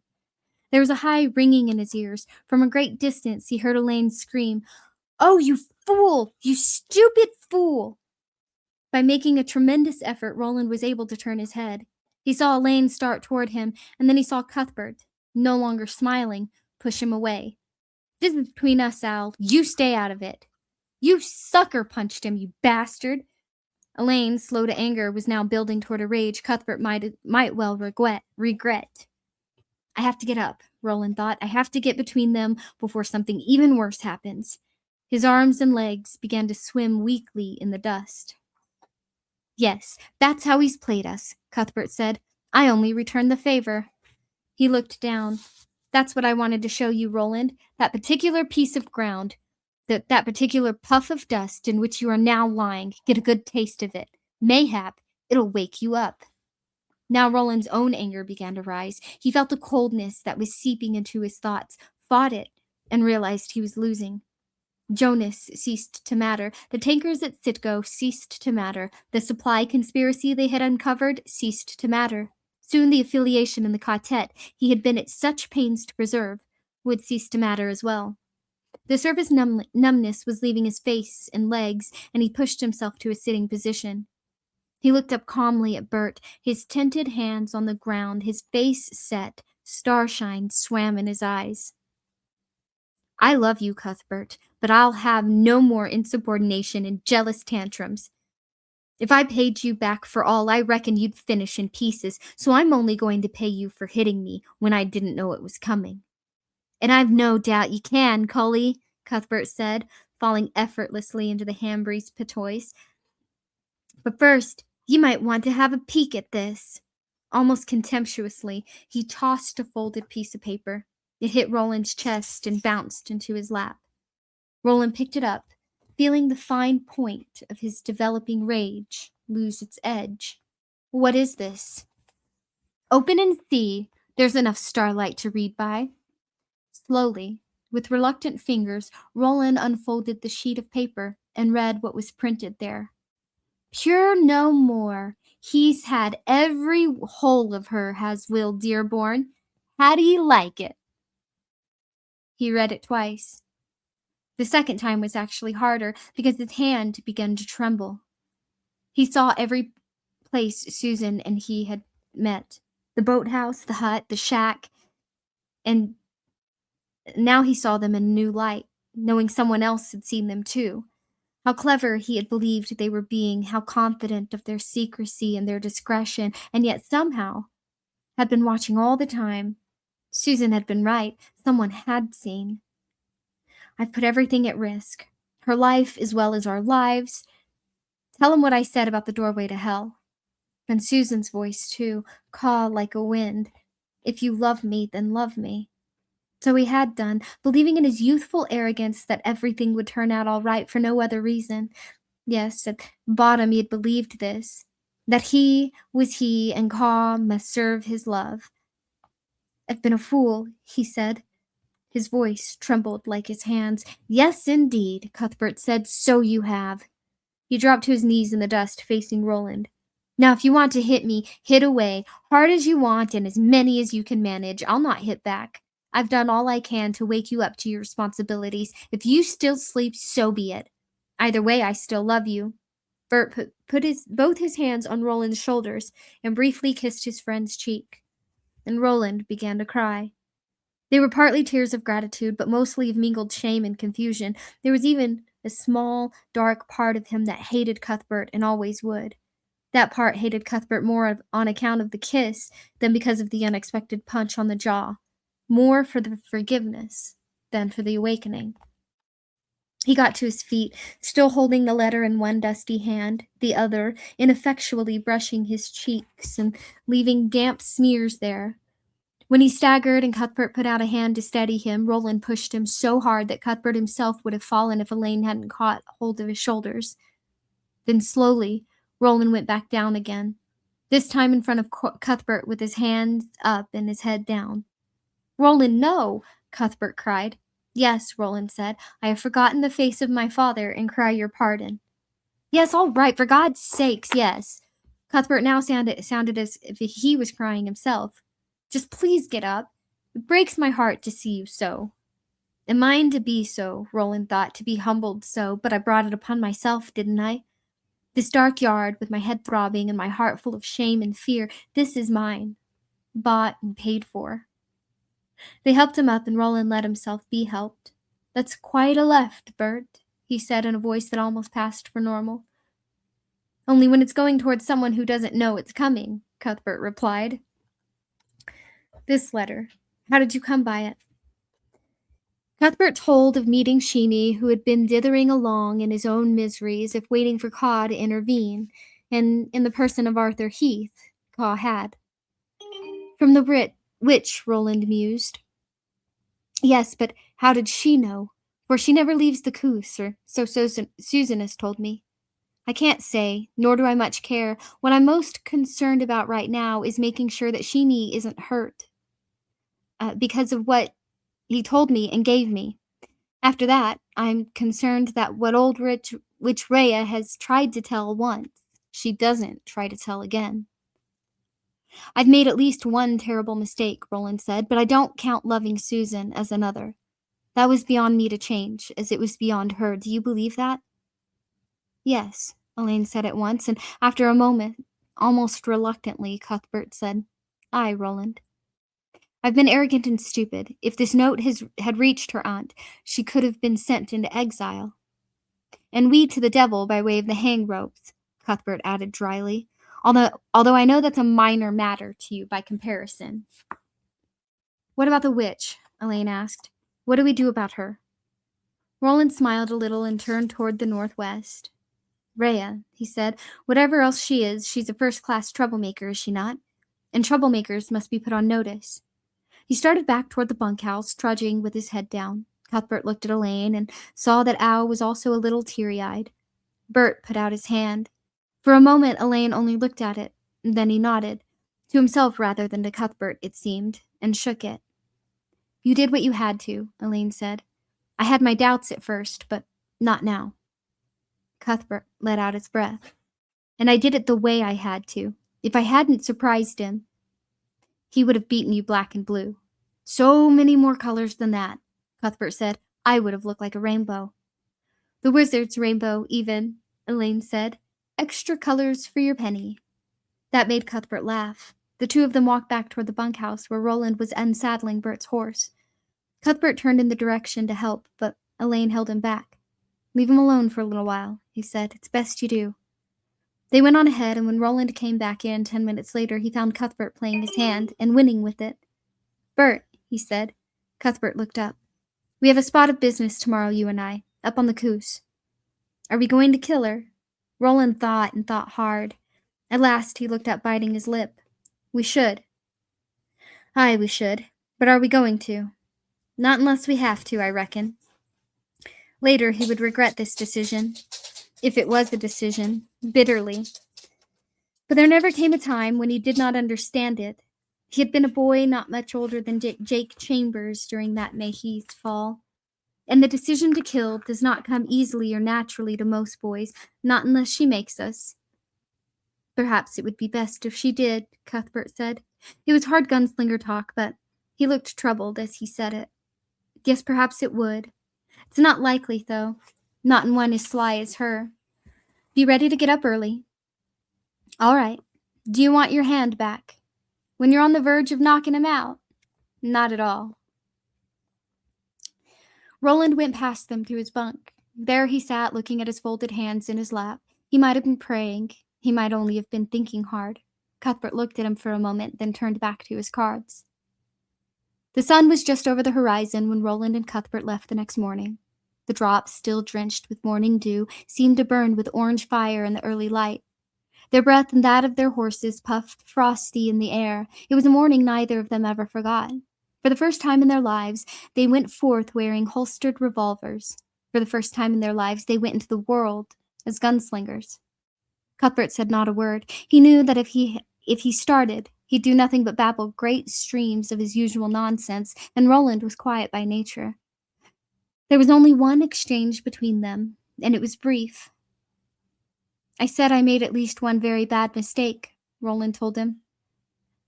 One that this note, he touched his breast pocket, brought home to me. Do you know what that mistake was? Not loving her. Not that, Cuthbert said. You called that caw, and I call it the same.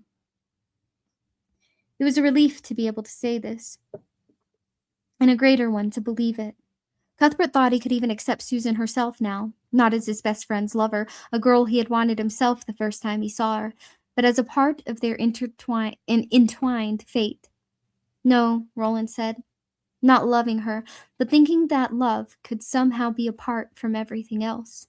That I could live two lives, one with you and Al and our job here, and one with her. I thought that love could lift me above caw the way a bird's wings can take it above all the things that would kill it and eat it otherwise. Do you understand?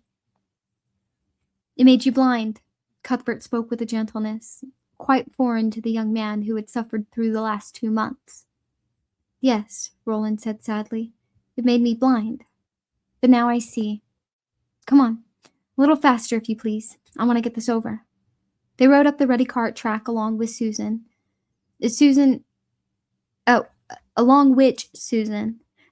who had known a good deal less about the ways of the world, had come singing Careless Love beneath the light of the kissing moon. Where the track opened into Rhea's yard, they stopped. Wonderful view, Roland muttered. You can see the whole sweep of the desert from here. Not much to say about the view right in front of us, though. That was true. The garden was full of unpicked, muty vegetables, the stuffy guy presiding over them either a bad joke or a bad omen. The yard supported just one tree, now melting sickly-looking fall leaves like an old vulture shedding its feathers. Beyond the tree was the hut itself, made of rough stone and topped by a single sooty pot of chimney with the hex sign painted on it sneering yellow. At the rear corner, beyond one overgrown window, was a woodpile. Roland had seen plenty of huts like it. The three of them had passed any number on their way here from Gilead, but never one that felt as powerfully wrong as this. He saw nothing outward, yet there was a feeling too strong to be denied of a presence, one that watched and waited. Cuthbert felt it too. Do we have to go closer? He swallowed. Do we have to go in? Because, Roland, the door is open. Do you see? He saw, as if she expected them, as if she was inviting them, wanting them to sit down with her to some unspeakable breakfast. Stay here. Roland gigged, rushed forward. No, I'm coming. No. Cover my back. If I need to go inside, I'll call to you to join me. But if I need to go inside, the old woman who lives here will breathe no more. As you said, that might be for the best. At every slow step, Rusher took the feeling of wrongness grew in Roland's heart and mind. There was a stench to the place, a smell like rotten meat and hot putrefied tomatoes. It came from the hut, he supposed, but it also seemed to come wafting out of the very ground. And at every step, the whine of the thinny seemed louder, as if the atmosphere of this place somehow magnified it. Susan came up here alone and in the dark, he thought. Gods, I'm not sure I could have come up here in the dark with my friends for company. He stopped beneath the tree. Looking through the open door 20 paces away, he saw what could have been a kitchen. The legs of a table, the back of a chair, a filthy hearthstone. No sign of the lady of the house, but she was there. Roland could feel her eyes crawling on him like loathsome bugs. I can't see her, because she's used her art to make herself dim, but she's there. And just perhaps he did see her. The air had a strange shimmer just inside the door to the right, as if it had been heated. Roland had been told you could see someone who was dim by turning your head and looking from the corner of your eye. He did that now. Roland? Cuthbert called from behind him. Fine so far, Bert. Barely paying attention to the words he was saying, because yes, that shimmer was clearer now, and it had almost the shape of a woman. It could be his imagination, of course, but at that moment, as if understanding he'd seen her, the shimmer moved further back into the shadows. Roland glimpsed the swinging hem of an old black dress, there and then gone. No matter. He had not come to see her, but only to give her a single warning, which was one more than any of their fathers would have given her, no doubt. Rhea! His voice rolled into harsh tones of old stern and commanding. 2 yellow leaves fell from the tree as if shivering loose by that voice, and one fell into his black hair. From the hut came only a waiting, listening silence, and then the discordant jeering yowl of a cat. Rhea, daughter of none, I've brought something back to you, woman, something you must have lost. From his shirt he took the folded letter and tossed it onto the stony ground. Today I've been your friend, Rhea. If this had gone where you had intended it to go, you would have paid with your life. He paused. Another leaf drifted down from the tree. This one landed in Rusher's mane. Hear me well, Rhea, daughter of none, and understand me well. I have come here under the name of Will Dearborn, but Dearborn is not my name, and it is the affiliation I serve. More, 'tis all which lies behind the affiliation. 'Tis the power of the white. You have crossed the way of our call, and I warn you only this once. Do not cross it again. Do you understand? Only that waiting silence. Do not touch a single hair on the head of the boy who carried your bad-natured mischief hints, or you'll die. Speak not another word of those things you know, or think you know, to anyone. Not to Cordelia Delgado, nor to Jonas, nor Reimer, nor to Thorin, or you'll die. Keep your peace, and we will keep ours. Break it, and we'll steal you. Do you understand? More silence. Dirty windows peering at him like eyes. A puff of breeze set more leaves showering down around him and caused the stuffy guy to creak nastily on his pole. Roland thought briefly of the cook, Hax, twisting at the end of his rope. Do you understand? No reply. Not even a shimmer could he see through the open door now. Very well, Roland said. Silence gives consent. He gigged his horse around. As he did, his head came up a little, and he saw something green shift above him among the yellow leaves. There was a low hissing sound. Roland, look out! Snake! Cuthbert screamed, but before the second word left his mouth, Roland had drawn one of his guns. He fell sideways in the saddle, holding with his left leg and heel as Rusher jigged and pranced. He fired 3 times, the thunder of the big gun smashing through the still air and then rolling back from the nearby hills.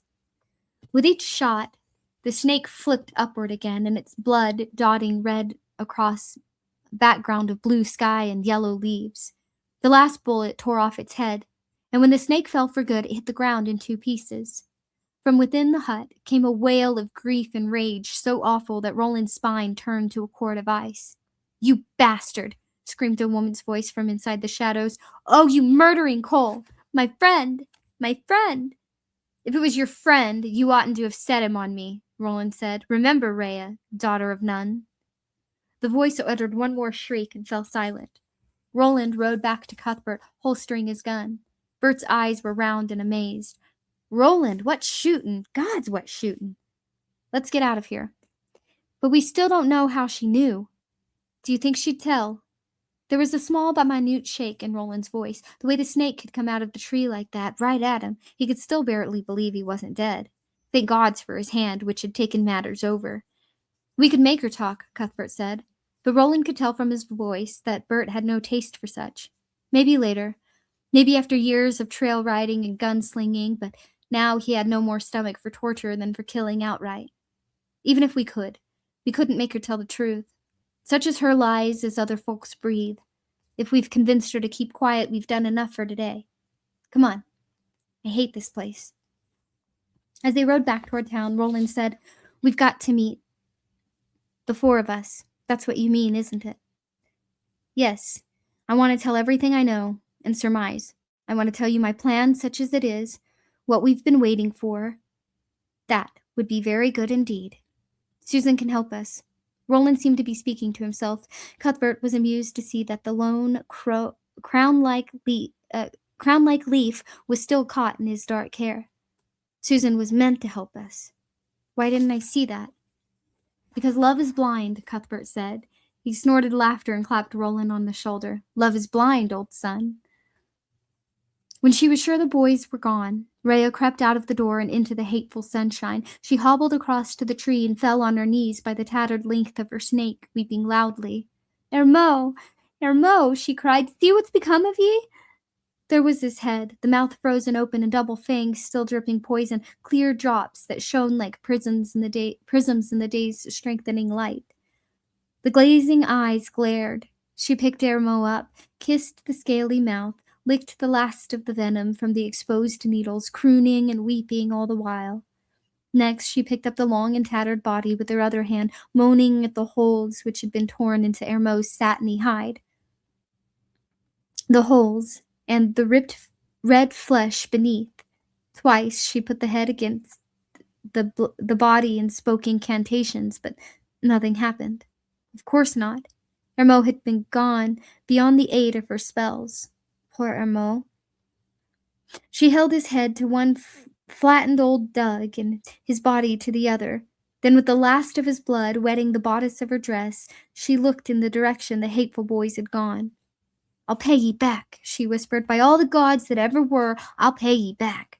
When ye least expect it, there Rhea will be, and your screams will break your throats. Do you hear me? Your screams will break your throats." She knelt a moment longer. Then she got up and shuffled back toward her hut, holding Hermo to her bosom. All right, pretty shiny peoples. That catches up the 2 episodes that we're missing. So next week will not be a continuation of where we are, but we will jump back over into book 5 and continue from there. So yeah, do a little brush up if you need to, all that good stuff. And I will see you later. Thanks, pretty shiny peoples. Bye.